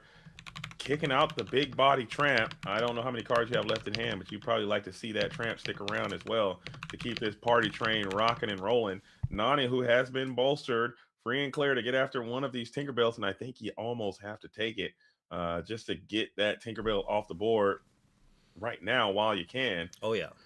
And so if we had tramp, we would have had to go 1-drop, tramp, pump, and then we could have sent both of our little ones in and then used the Nani to take out the Cindy to leave just with the Pete. It could have been nice. I think that would have been a little bit more comfortable, but still you have at least one Tinkerbell kind of anchoring your entire spot together, just hanging out. Maybe you get to another Tinkerbell as Pluto, the Steel Champion, is going to come on through, making his Tinkerbell even better. So now you can gain some lore if your opposition elects to quest. Lesson learned. I don't think they're going to. Lesson learned. You're not tramping me. I don't trust you. Yeah. Smart. Keeping that Tinkerbell around because she's just such a menacing threat. And this Pete, I mean, if you want to do this whole tramp play and take down the Pete, I think you're fine with that, as the Moon Lullaby is going to hit the Tinkerbell, and we can potentially go for the Under the Sea play here now to send the Tinkerbell and the Cinderella down to the bottom of the deck. Oh, well, we're digging for it. Oh, they're doing Sailor's Play, where you play the Lullaby first, so you get to draw your new card. Because otherwise, you have to keep the Lullaby, so your hand is Lullaby Under the Sea. Then you play Lullaby, and you just draw one random card. But if you play it before you tramp, it replaces itself, letting you then keep one more card out of the tramp grip, and kind of shape a better hand to be able to answer these things. Yeah, I think that's the textbook way to do it. And we saw the Under the Sea get discarded with the tramp early, so now we can pretty much feel very confident there's going to be another one, and we'll get rid of the other tramp now. And we had a secondary smaller tramp too to go ahead and take down the Pete as well. So everything is going your way for the top deck king. What a rebuttal! I mean, you're talking call and response. That was a response in a half shell. Turtle power, leaving nothing but the Steel Champion Pluto. Wow, what a turn. Wait, I blinked for half a second to respond to chat. How did we answer the Pete? The Pete got tramped. Another small tramp. Oh, another small tramp came in. Yeah. Oh, wee. The card in play did things. Powered up the Ursula and ran over the big Pete. And Pluto, I don't know if Pluto impacts himself. Let's find out. No, he doesn't. It's got to be other. They're all the champions are other steel, other sense. Whatever. So the Vincenzo Santorini Linguini is going to come through. No items. He is a steel card, but you have no items to deal with as the Steel Champion. We'll go ahead and take down the Tramp as well. So Lady and Tramp all fall due to Vincenzo and Steel Champion Pluto. And now you have double Tramp up. Actually, triple Tramp. No Leelos. And no cards in hand. So if you're watching and you're like, how did he keep playing cards? He only has 4 ink. And one of those was given to him by his opponent. And, that's just a crazy form of card advantage that this deck tries to get. Yeah, I think that's why this deck is so good. I think it could just cheat and manipulate the Inkwell so effectively. Very similar to how Steel Song was at its pinnacle, being able to just play a bunch of stuff for free or low cost as we slam the He Hurled His Thunderbolt, and then we'll slam the Vincenzo Santorini on into the Tramp, gaining some lore. And we're running over the smaller Tramp too, probably. No, we're questing, keeping that Pluto healthy. Look at him go. Did we challenge? There we go. Yeah, there we go. Santorini. Yeah, and Oof. that's a good card. The Lady Miss Park Avenue is going to come on in, and now you're going to be able to get back that Tramp again. So those Tramps have just been performing crazy duty if you want. I mean, you can grab that tramp. I'd probably look for the tramp to You at know, least be able to take down something in a future turn potentially. this also could actually be a card that you could ban from this deck to give it a blow, but not knock it out of the format. What's Because that? Which one is that? the The smaller lady, tramp? The lady. It's Park Avenue. Miss Park Avenue, because what she does is gives this nice control element where in like against these control decks you get them back. I mean, it's like good against control. And these decks that are trying to go grindy, if you're 1-for-1ing with dogs, you're gonna lose because of this lady Park Avenue. Whereas if she wasn't in the deck, you could 1-for-1. You could fire their cannons and be fine. But if you fire their cannons, their Willow, and then they just shift lady onto their turn 1 lady, like even if it's just one card back, yeah, it's just not enough. Or they wait a few turns, and then all of a sudden you have to 1-for-1 again and again. Yeah, and I think what they should do honestly is come up with a better way to engage with ready characters, and I think the problem is solved. Like more, they tried it with the Mulan stuff, but I just don't think that's good enough. I think that's like this character can challenge ready characters. They should like experiment with that a little bit more. So here's the question: is how oppressive would that be? I played against that Mulan in that pack rush this last weekend in Braden's Cube, and not having an answer to it was devastating. It did not feel good. Yeah. And then the thing about that card, that's kind of bad about it is that it has reckless and it must challenge ready. So it has to hit somebody. You can put anything out there and it'll run over that too. I played a Surfer Mini, and then they played it. And I'm like, come on! Yeah, I guess I'll take my 2 lore, and that's it. So we're adding a 3rd Tinkerbell of the game. She's MVP of this first game for sure. Oh, absolutely. It's been looking so good. And I think you're at this point where your opponent has double tramp. You might as well just go ahead and give them exactly what they want and just try to clear this board as much as you can and try to gain some of that lore. You have this Vincenzo Santorini, who, I mean, his questing give you 3, but the Pluto's going to give you 2 lore anyway. So you might just take the 2 and clear a character, get a plus, and then lose your Vincenzo next turn. You gain 4 because the Vincenzo with the Pluto. I know what I'm saying. Like if you were to, because Pluto will gain with the challenge, but Vincenzo wouldn't only gain with the challenge. Because as you said, it's one of your other steel characters. Right. No, I'm saying like Vincenzo slams into the.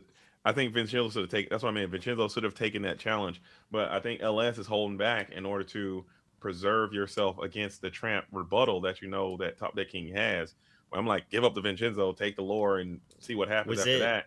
Was it 2-cost tramp and go-go? The 2 cards returned to hand. No, it was double 2-cost tramp in hand. Oh, I thought that was a go-go we grabbed out of the discard.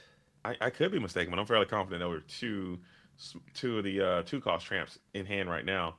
And it might have been go-go that would explain a lot more too, trying to keep that damage off Vincenzo. You don't want to let nice Vincenzo, thanks for the 7 lore. Appreciate it, buddy.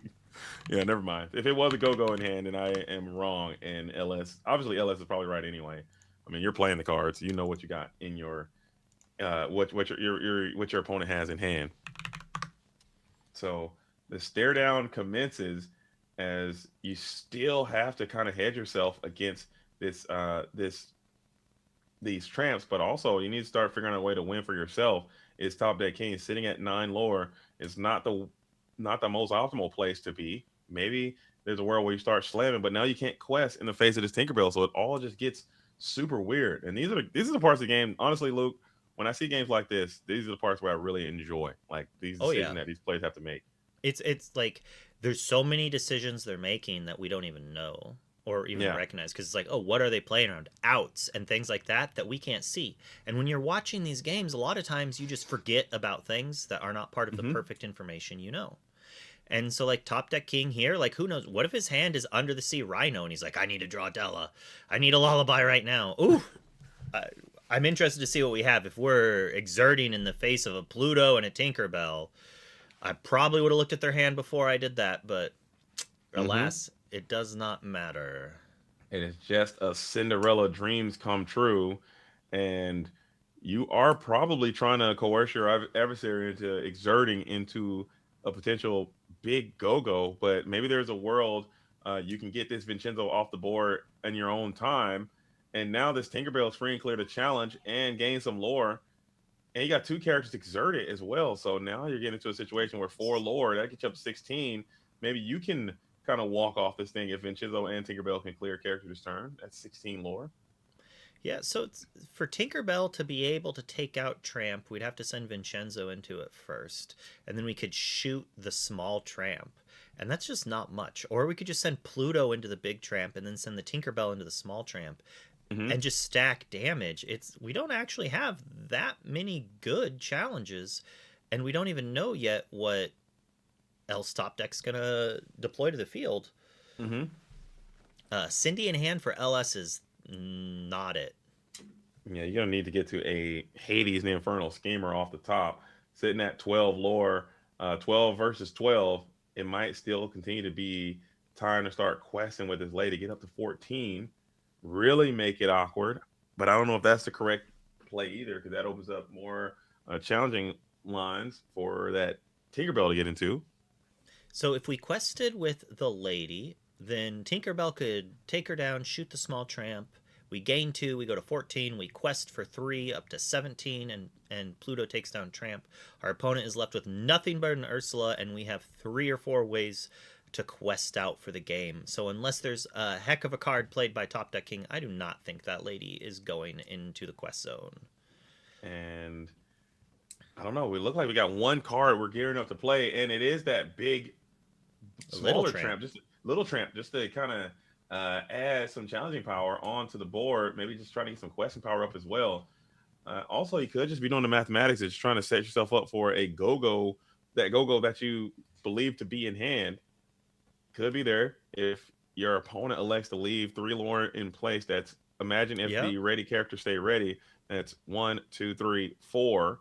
Get you up to 16, and maybe you can find a way to go off the rest. So if Go-Go was that last card, we could have quested to 14, and then we win the game if he challenges us and doesn't wipe it. Because if Tinkerbell hits, whatever takes out the Lady Park is going to have 4, and then the Go-Go is going to gain 4 lore, and then the other 2 characters quest, and that's exactly enough to win the game. But we didn't turn the lady. Yeah, we didn't turn that lady sideways. No, we didn't. So that might indicate there could not be a go-go. I'm not 100% confident if I saw a go-go or not, but there is I believe this deck obviously does play go-go, and I believe there could have been one in the discard pile. You theoretically could have grabbed it back. There was so many Tramps play, like 2 or 3 Tramps played, so it's very likely that if Top Deck is still on go-go, there's probably one in there to grab. But if they grabbed it, that's hard to say. If I'm playing against a Vincenzo deck, it does seem like something I like. So now I believe the thought is on LS of how you want to break this spot down. I do particularly like the Tinkerbell challenge line, followed by a quest Vincenzo, followed by a Pluto swing play. That will open up some go-go lines available to the Top Deck King. But still, I don't know. This is a super tight spot. Maybe you can get to some more removal. We know that Cinderella's in hand. She's not doing a whole terribly too much. Hades the Infernal Schemer would be one of the best cards you could potentially play in this situation, I think, just to clear off some of that, clear that lady, or clear one of the Tramps or something. One of those 2 questions off the board would be nice. And there is the Steel Champion going after the Tramp. Tramp's gone. That's 2 damage. Tinkerbell taking the play, going after this smaller Tramp, sending damage on over. I'm not sure who you're flinging the 2 damage on. Someone's got to take it, and there it is. The lady will be the one that takes it. And it was the El Captain Hook. And the Vincenzo also does not quest, just staying ready on the Vincenzo, trying to play around that go-going. And now we have 1, 2, 3, 4 lore coming back. You can get up to 16. Nobody's holding on. But now we can send some size in. What's that? I was just going to say, if he had the go-go, he had to quest last turn. But maybe not, because now we have to challenge with the lady. And LS did a pretty good job of stacking damage on the characters that if you challenge them, they're getting taken out. But we don't have it, so we either didn't have the go-go or it didn't line up for us. Yeah, And I that don't think there was a happens. go-go. I don't think there was a go-go. That would make sense that there wasn't a Yeah. go-go. That All was right, a. let's. We are gonna go into the game number 2. I love it. I would try to do that, but my Sorry, cough would probably kill me. Don't. Do you have a cough? You got a cough going on from the ink I'm ink? not from ink. I'm still ever slightly recovering from like 3 weeks ago, where I just have a cough. That's Okay. over Okay. there. Theoretically, I should have been not contagious like weeks ago. So Yeah. Okay. Right on, man. Well, I'm glad I you're would feeling better. I would not have. I don't think I would have gone to ink and then got all of you sick. Like if I first of all, with how sick I was, I wouldn't have gotten on an airplane in general. Yeah. Like I would have like, wait, you want me to sit in this little chair for how long? No. That's not in the No. game plan. Like no. Yeah, I got a little. I felt like I thought it was like yesterday. That's why I had to take yesterday off because I was feeling like I thought maybe I was just fatigued too, and I just took some rest, and then I felt better the next day. But I heard Sky was coming down with something. I was like, hopefully I'm not coming down with anything, and I passed all my tests, so hopefully everyone else is feeling well out there. But going to the airport and seeing people how they're still like people are just forgetting. It just drives me so insane. Maybe I've become a germaphobe in my late age, but I see people out there just coughing in their hands still and sneezing without covering it up and just blowing their nose and not washing their hands. It just grosses me out. I think we're due for another full scale Oh here. no. We're Let's due, not. man. It's gonna happen. I think after the Spanish flu, or I'm sorry, whatever its actual technical name was in like the 1920s or whatever, or whenever Mhm. that was, I think it was a while before another one happened. Let's hope it. Yeah. Let's hope it stays that way. Just get another long break. No more COVID style breaks. But I think people just forget too soon, man. And I don't know. People are just able to travel the world so much easier. As we have the altar phase coming in, the dogs goes down in that previous round to Sapphire and Steel. We saw how powerful those double back-to-back Tinkerbells could be, and I think that might be the line that LS is going to try to continue to use each time on the play, on the draw. Tinkerbell it out and hope. We also have the Strength of Raging Fires. We have the he hurled his Thunderbolt. All those very susceptible to the Ursula Deceiver. But maybe if you can finesse those, alter your hand accordingly, top deck those cards at the right time, break up some of that board. I think that's the weakness. That's how you have to attack these dogs. You have to get after their board and not allow them to get those super early tramps off, if at all possible. Easier said than done, I know, but very possible. Angel is another card that comes to mind that can help you achieve that game plan. So you have counters in the Sapphire Steel deck. You can ramp and you can play them, but Top Deck King has a lot of initiative and momentum, especially being on the play. Oh yeah, and this deck is incredibly difficult to properly mulligan with.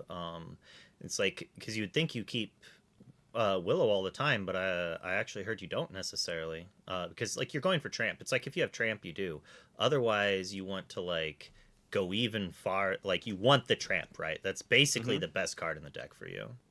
And if you don't get it, it really cuts a lot of the things off from what you're able to do. Yeah, Tramp. I'm hard altering for Tramp because you play like a billion one-cost characters and two-cost characters anyway.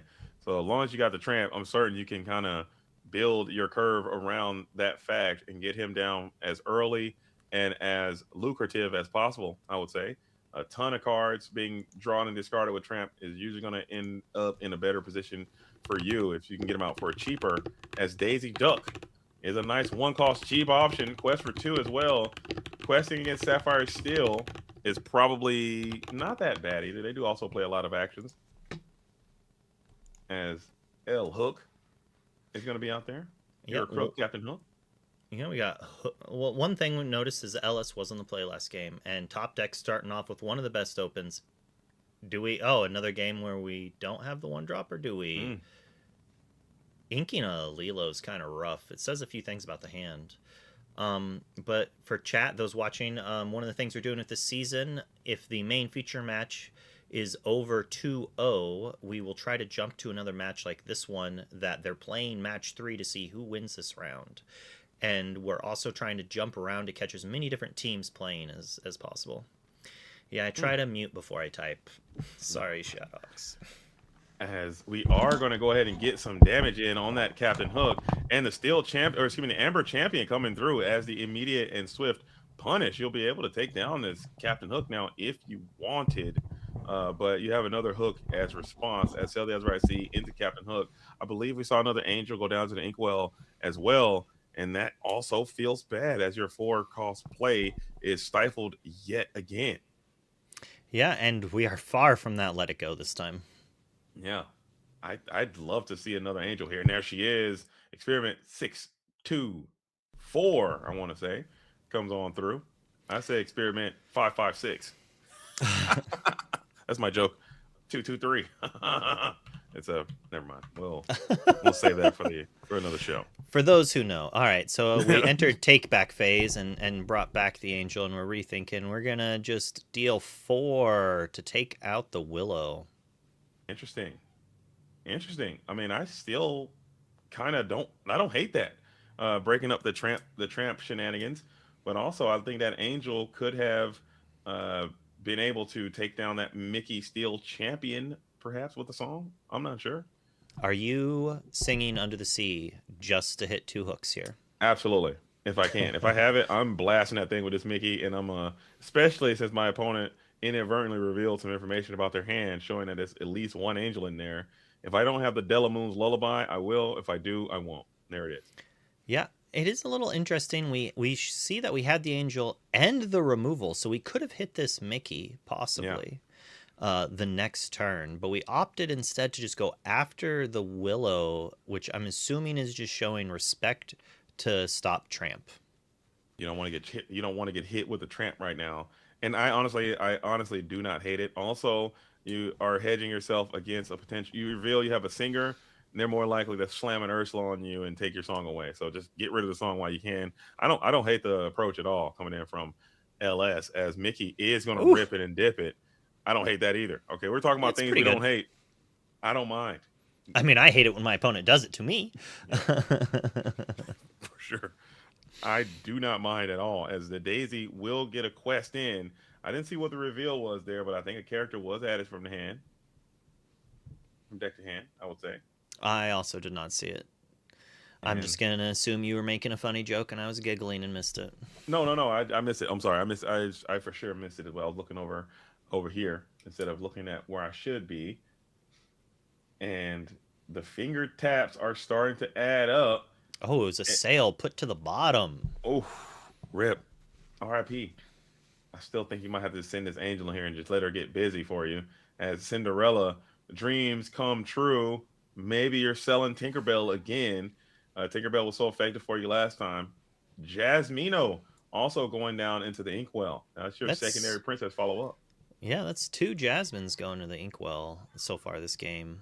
So that tells me we're on the ally version, although I think we saw a 1-cost inked in the first game. The 1-cost Jasmine. Yep, it's in ink. I think it's the first card that got inked this game as well, I want to say. Maybe didn't have that inkability issues. You ink Jasmine, play Hook, and pass, as now we have this Nani, who is looking for what's Nani looking for? Maybe you can start questing. You got to get that lure up. Nani looking for a doc?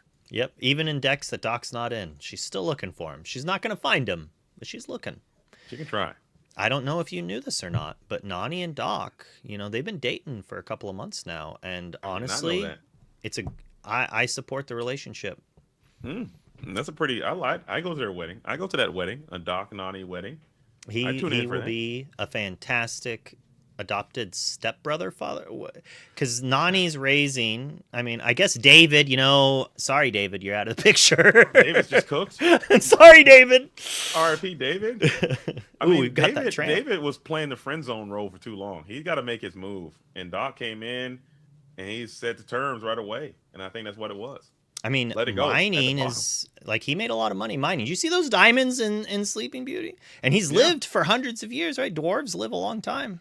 He's got the money. He's got money. He's got friends. He's got a nice beard.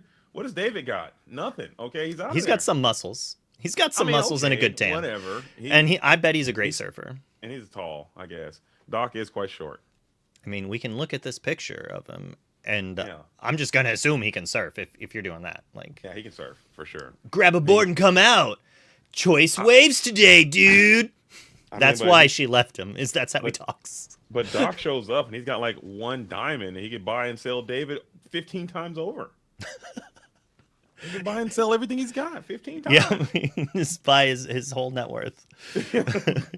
for one diamond, he's got 50 of those.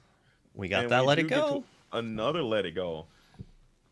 Oh man, what are we sending down into the inkwell? It's that Mickey over the tramp. Mickey really proving that he is a cumbersome little cutie. Cinderella now can pick up her battle gear and get after this Daisy Duck, and there he is. There's Doc. He saw Nani. He's like, "Hey, I'm over here, girl. What are you doing? It's the wrong deck." That's so funny, dude. What are the chances? And we discard the Tipo, who wasn't really doing too terribly much. Lilo now returning back to the field, so we got the whole family affair: Doc, Nani, and Lilo. All the whole family. Play together. Ooh, Lady and Tramp. We've got all of the relationships going on in the Disney universe here. And this is not looking good for LS right now. Yeah, I think LS, you're going to need to start raining Hades infinite. You need to go infinite Hades here, starting from this turn and 4 more turns in a row. I like to see runner, Hades the Infernal Schemer until your hands fall apart. If you can pull that off, you might be able to slowly start to crawl back into this thing. But one Doc alone and unafraid is not a way to do this. I mean, maybe I'm going to take a couple of Vincenzos. You need to start sending big bodies, and there's one. See, Olaf and Doc. Oh yeah, Doc and Nani going on a date, heading out to the discard pile. Hades taking away that tramp. Okay, can you do it again? Do you have another one in you? I send Hades into the Lilo as well, or you can start spooling up some of those Vincenzos. So, this is how you can tell that Top Deck King is a good player. He's glancing through his discard almost every turn. And sure, this time it's because he's got the lady and that matters. But the other turns he didn't. And it's just to see like what he's seen so far. What could I draw? What should I play around? Should I like put more characters in my discard for a future Miss Park Avenue? There's lots of plays to do here as he's running away with it. Absolutely. And I think that's a great point too. And a lot of people make that mistake. I think when you're playing this Dogs deck, I think that should be a part of your play pattern. You draw your card, you look at your hand, you look at your discard pile every single time, no matter what, because you have so much discard interaction. And if you do it when you have something in your hand, you are giving up tells. You're giving up indicators that you have that lady, you have that Leela, or whatever, and your opponent can clock all that stuff. Whereas if you do it every single time, they won't be able to clock it if you just naturally work it into your rhythm. Definitely a tell. There were other cards that, like, you play this, do something from your discard pile. You catch your opponent's eyes glancing at their thing. Because in Lorcana, a lot of people just play their discard pile stacked. Some people actually spread it like 3 wide and go down, so you can glance and see every card in their discard to play around your opponent noticing you're looking through your discard for a Miss Park Avenue. Mm-hmm. Smart. I like it. And the questing has begun. I believe that should be enough to win the game, I want to say. Yeah. And okay. Nice Tinkerbell. The way they paused there, I was like, hold up, is the game just not over? And it was indeed over. So we do have a game number 3 as the Top Deck King came through, making it happen, getting to the Dublinsky. LS now back at it again on the play this time. And I think you have much better lines of play on. Obviously, going first is of no detriment. Everyone wants to go first, and this matchup is no different. But I'd like to see the line end on Angel a bit on this one. We haven't saw any deployment of that experiment. Maybe you can start cutting down those trees with the Angel. Maybe you can get to that Tinkerbell again, how you did in game number 1. But Top Deck King had all the energy, momentum, tempo, everything in that one, and was able to kind of walk right through that one with the greatest of ease. What do you think the first card played this game is? Hook? The first card played this game is Daisy? Going to be Rhino. Ink. We're gonna play Jasmine on the play. We're gonna ink. Ooh, there is Jasmine. We're gonna ink. What are we inking? Angel. No, we're not inking Angel. We're going to keep Angel this time. Let's ink a Vincenzo play Jasmine. We're going to follow that up with a ink Bobby play Daisy Duck. All right. Lock That it in. sounds like pretty good openings for both players. Take it to the bank. I think we're going to go Jasmine shift line. I think we're going to pull it off, and I think we're going So- to shift Jasmine and go insane. Is that what he wants to do though? I don't mind. I think shift Jasmine is good because you can shift Jasmine, sing He Hurled His Thunderbolt. Okay. And On the blast. Daisy? I'm singing. I'm whatever I can sing it on. I'm hitting on the Daisy. I'm hitting it on the tree. I would love to cut down the tree, but you take that line and you risk getting Ursula for everything you got. So- you don't want to do that. So we could do Jasmine into Sail, Hook, next turn, shift Jasmine, sing removal on tree. And Mhm. if you played the Hook with the small Jasmine, that might prevent the Daisy from questing if they started with the Daisy. But that's all speculation. Let's see what they actually have. Oh, well, we're still still entering altering. that alter phase. And we're dipping 5. Uh-oh. 5. So that means you must have some ramp on too. Yeah, already. Jasmine. You know, Jasmine, search for ramp. Or you don't even ramp. Just keep your cards in hand and feed the angel. Because you can go Jasmine into Angel, and that's like another little That's pretty good. a turret right there. You can have just Pretty drawing on your allies and Pretty discarding one. good. Pretty good. Pretty. That show's so good. I love that show. Oh my god. Really? Enthusiasm. I don't know why I thought you wouldn't like that show, but I love that show, dude. It is so good. Dude, Larry David is he's me. I It feels like me sometimes. I but don't like say anything. Seinfeld. I don't care You for Seinfeld, but I Really? love Curb. Yeah, Seinfeld grew on me. I think I didn't like Seinfeld as a younger person. Have you rewatched it recently? No, You I might like haven't. it as an I haven't adult. watched it in years. I Yeah, think you- one of the reasons I didn't like it was that like everyone loved it, Yeah. and like I don't like hearing the same quote 1,000 times unless I'm saying it. Yeah. Oh, but yeah, I am a fan of Curb Your Enthusiasm. One day I hope to open a Spike coffee shop. to hate on the cup of Joe's or whatever. Cup of You just, Joe. Like, yeah, open it next door. Oh, I That was might right. be It was Hook. Hook. You let Hook. You're right. Let's see if Daisy is the follow up though. If that's right, or maybe I it's gonna guess be this Rhino. I late- think, which is like the worst one drop to play. There's no way it's Rhino on 1 unless something's gone terribly wrong. Terribly wrong. It might be Lady. Oh, It's you were Daisy. right. There you go. I was wrong on both inks, and no big deal though. As here we are, LS. Do we have that ramp on too? Angel down into the inkwell again. So Well, electing not to go on this experiment, and we Oh. are going to reveal Jasmine. So taking your line, but in reverse order. And now Daisy Duck might be able to be in fear of questing, setting up a shift Jasmine next turn. Still wouldn't be able to take down the Daisy Duck.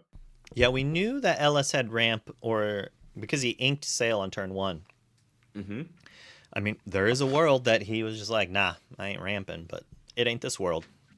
Yeah, it could still. Daisy. Shift. Is shift Jasmine even good anymore? I mean, I think you need to do another ramp here on this next turn.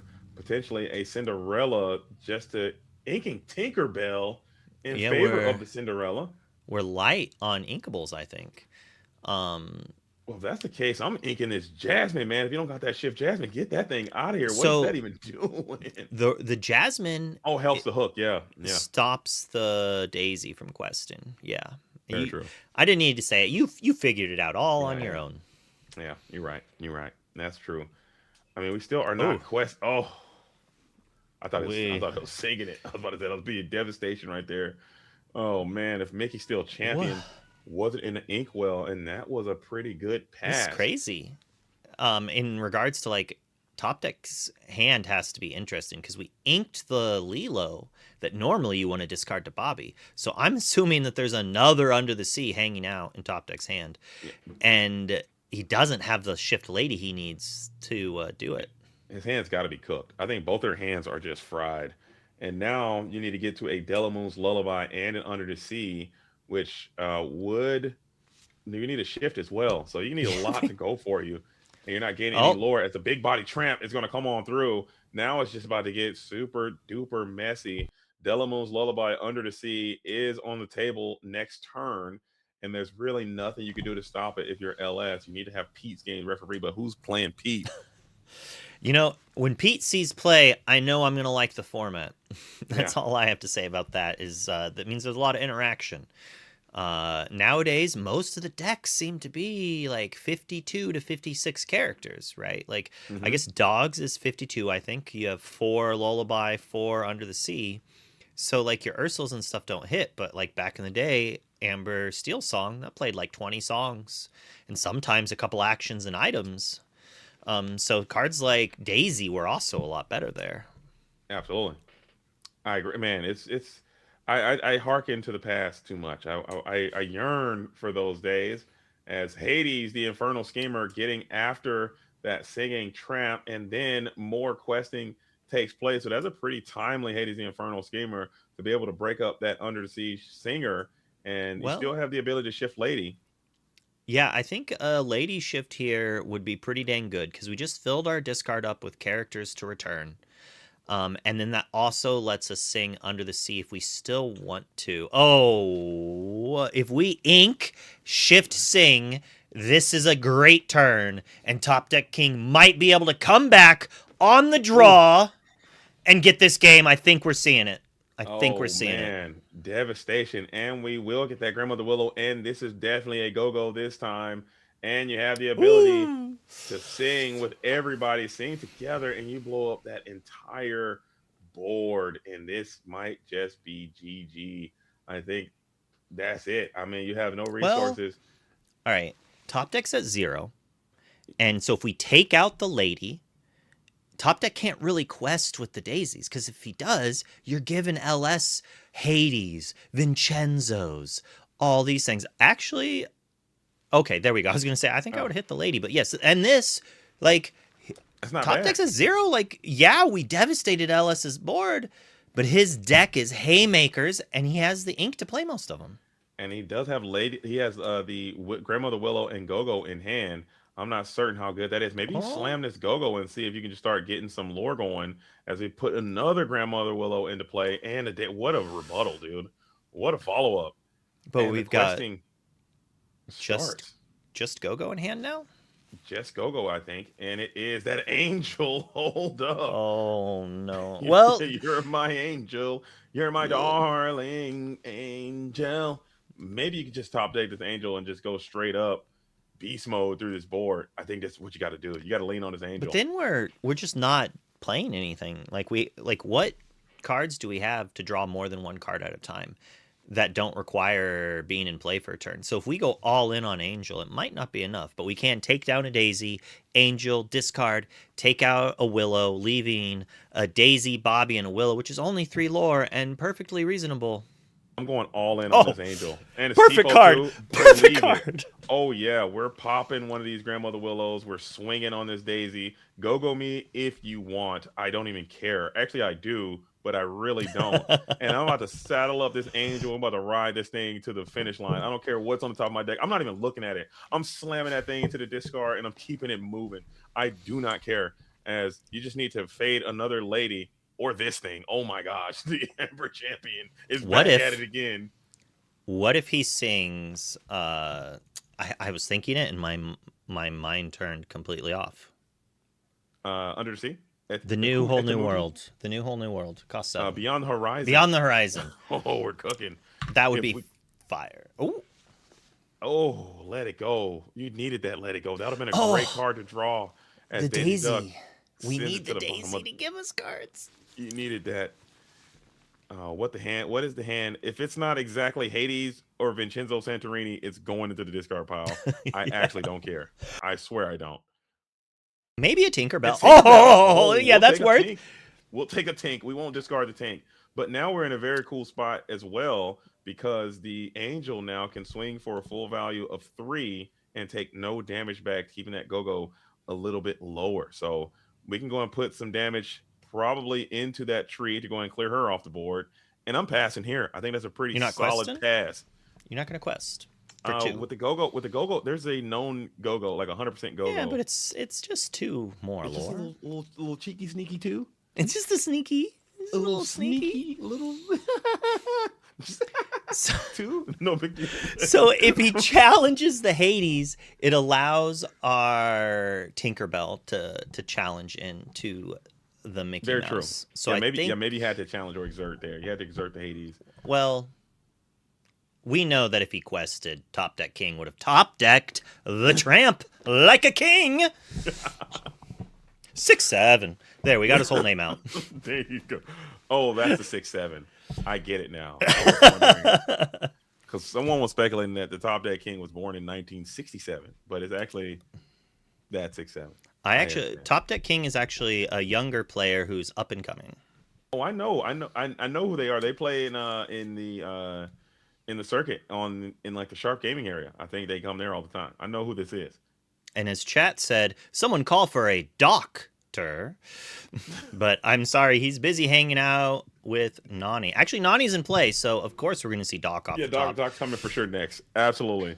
You called it, Luke. Nani is on the board, so Doc has to be on the board as they now have a new relationship. Yeah, and I know whenever I was in a budding new relationship when I was younger, I just wanted to be with that person constantly. So it would make perfect sense. Well, there's another Tipo. That was the daisy trigger, though. So you get another chance to draw. Tipo will just throw himself. Tipo might as well just turn himself into a snowball and be tossed by this angel. Like, honestly, give me that 2 damage. Fire the cannons me, please. I mean, that's actually kind of poetic. Like, think of it like you're at the swimming pool. You know, you throw your kids into the water cannonball. This is Angel throwing Tipo, the little boy, into a pile of snow. It just happens to be that there was someone else in that snow, and we didn't realize it, and they took 2 damage. Little child.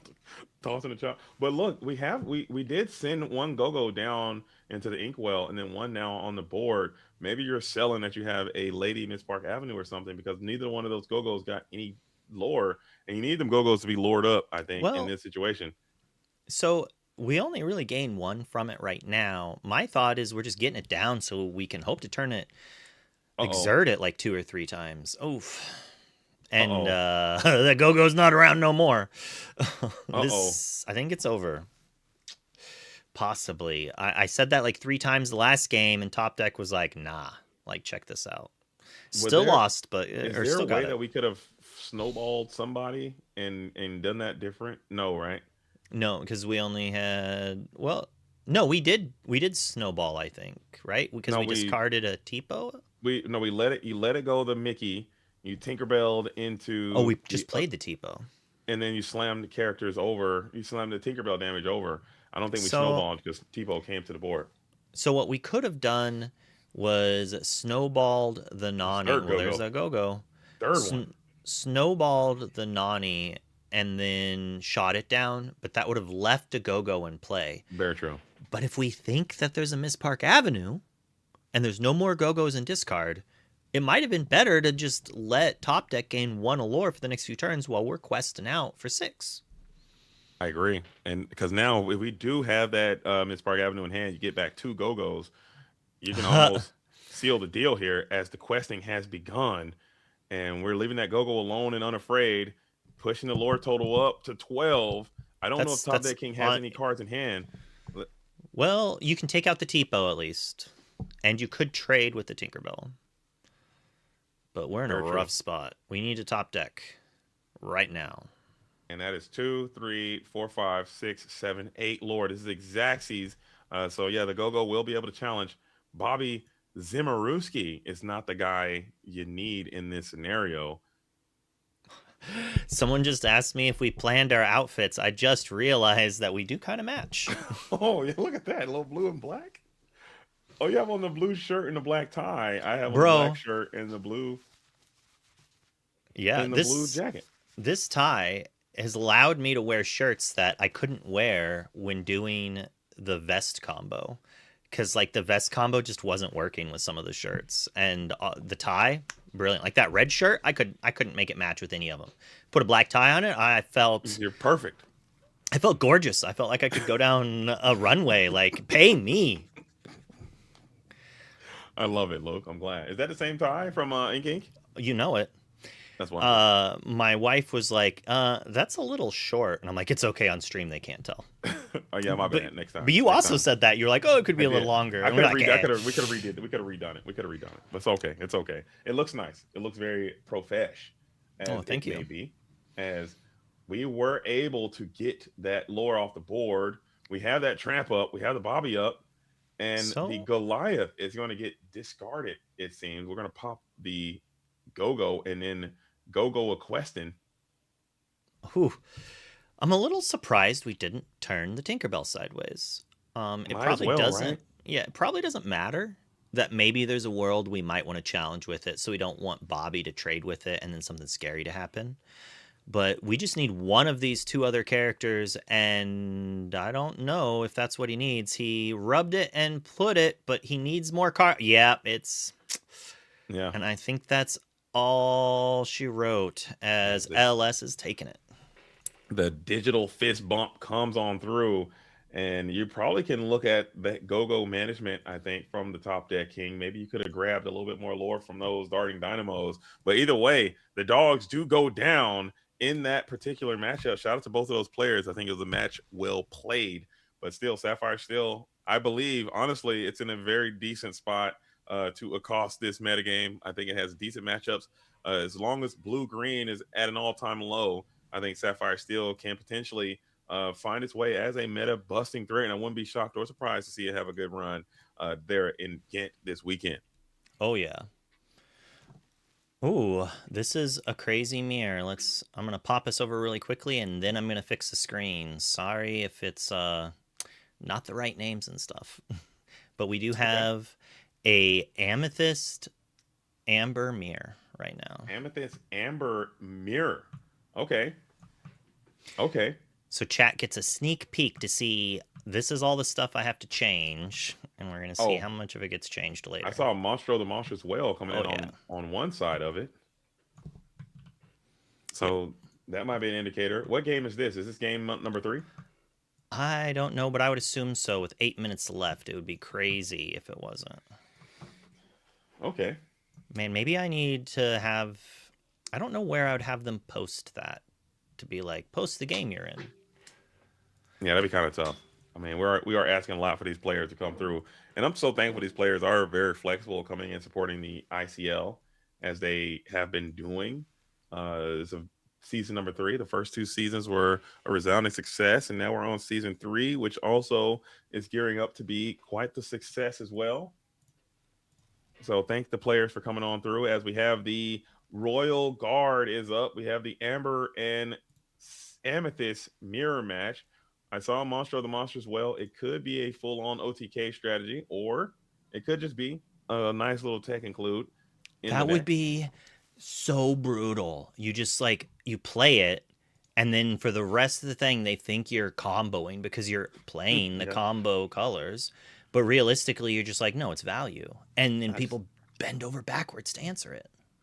I just got him in there, and he's going to take a couple cards to get through, to get him off the board with his stats and how he is. As the Demona with the Royal Guard combination is up, but you don't really have anything to engage with. It looks like the Mowgli is going to take a sneak peek, and we'll get a chance to see. And you get a hit. It's the Horseman Strikes. Pretty good. Pretty good. And the Junior Woodchuck guidebook is going to come on through. So this is looking all golden for Matt Llama. Chase now back against the wall. Your Demona is frozen in time. You actually hate to see it. And yeah, now Genie is able to clear the Elsa as well. Yeah, playing a Demona after they play a Demona kind of feels dirty because lots of times they're curving it and they just have 3 cards.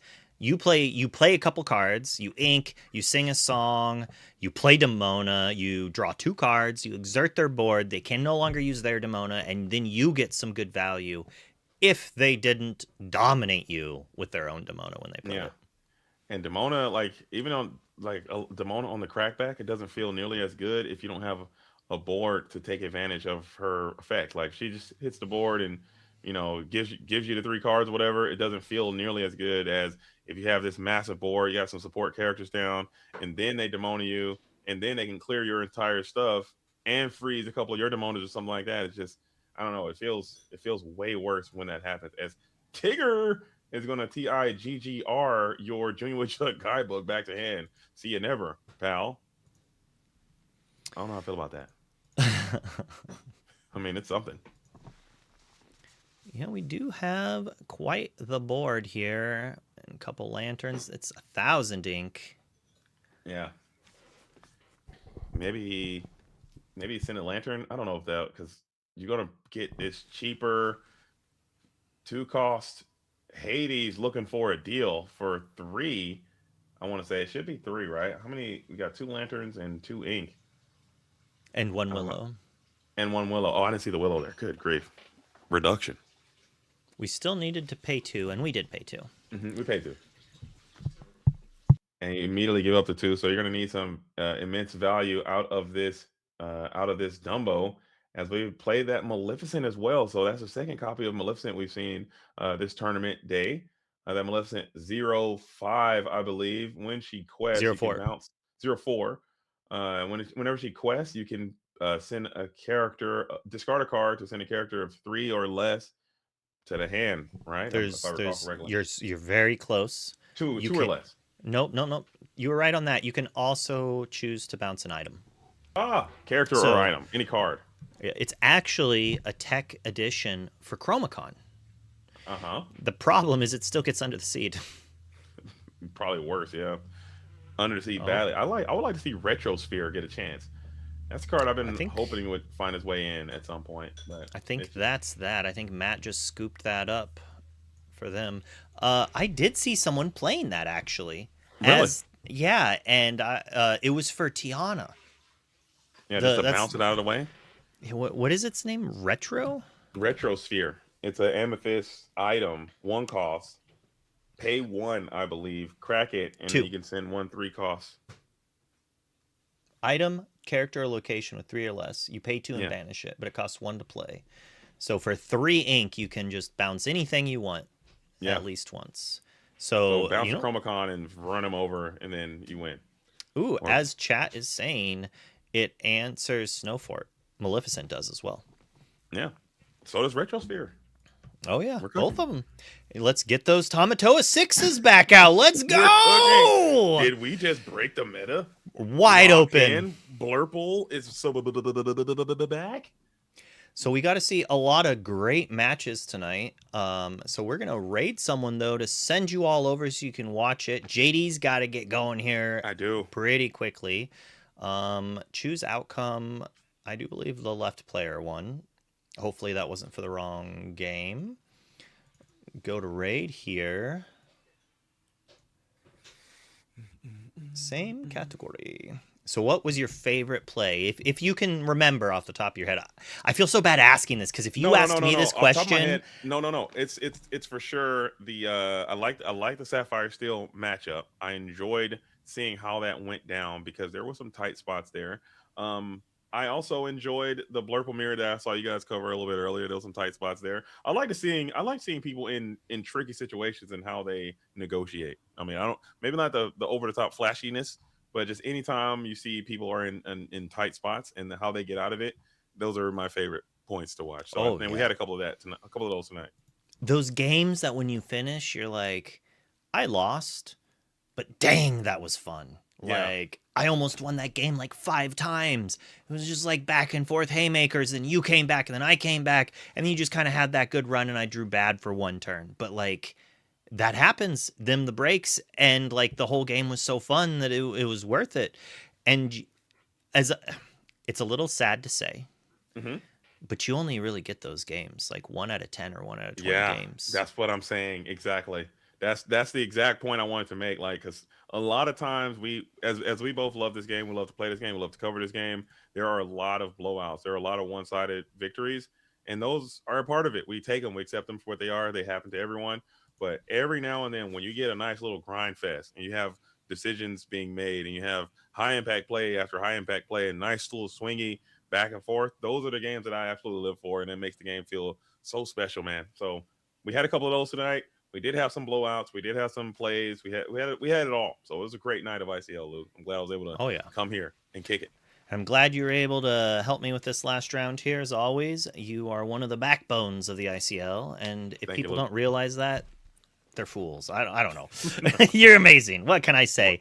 Word. But we're gonna raid, so stick around for the raid. Earn some points so you can make noises on my normal stream. But tell the person we're gonna raid that you love their playmat, and we'll see you later. Right on.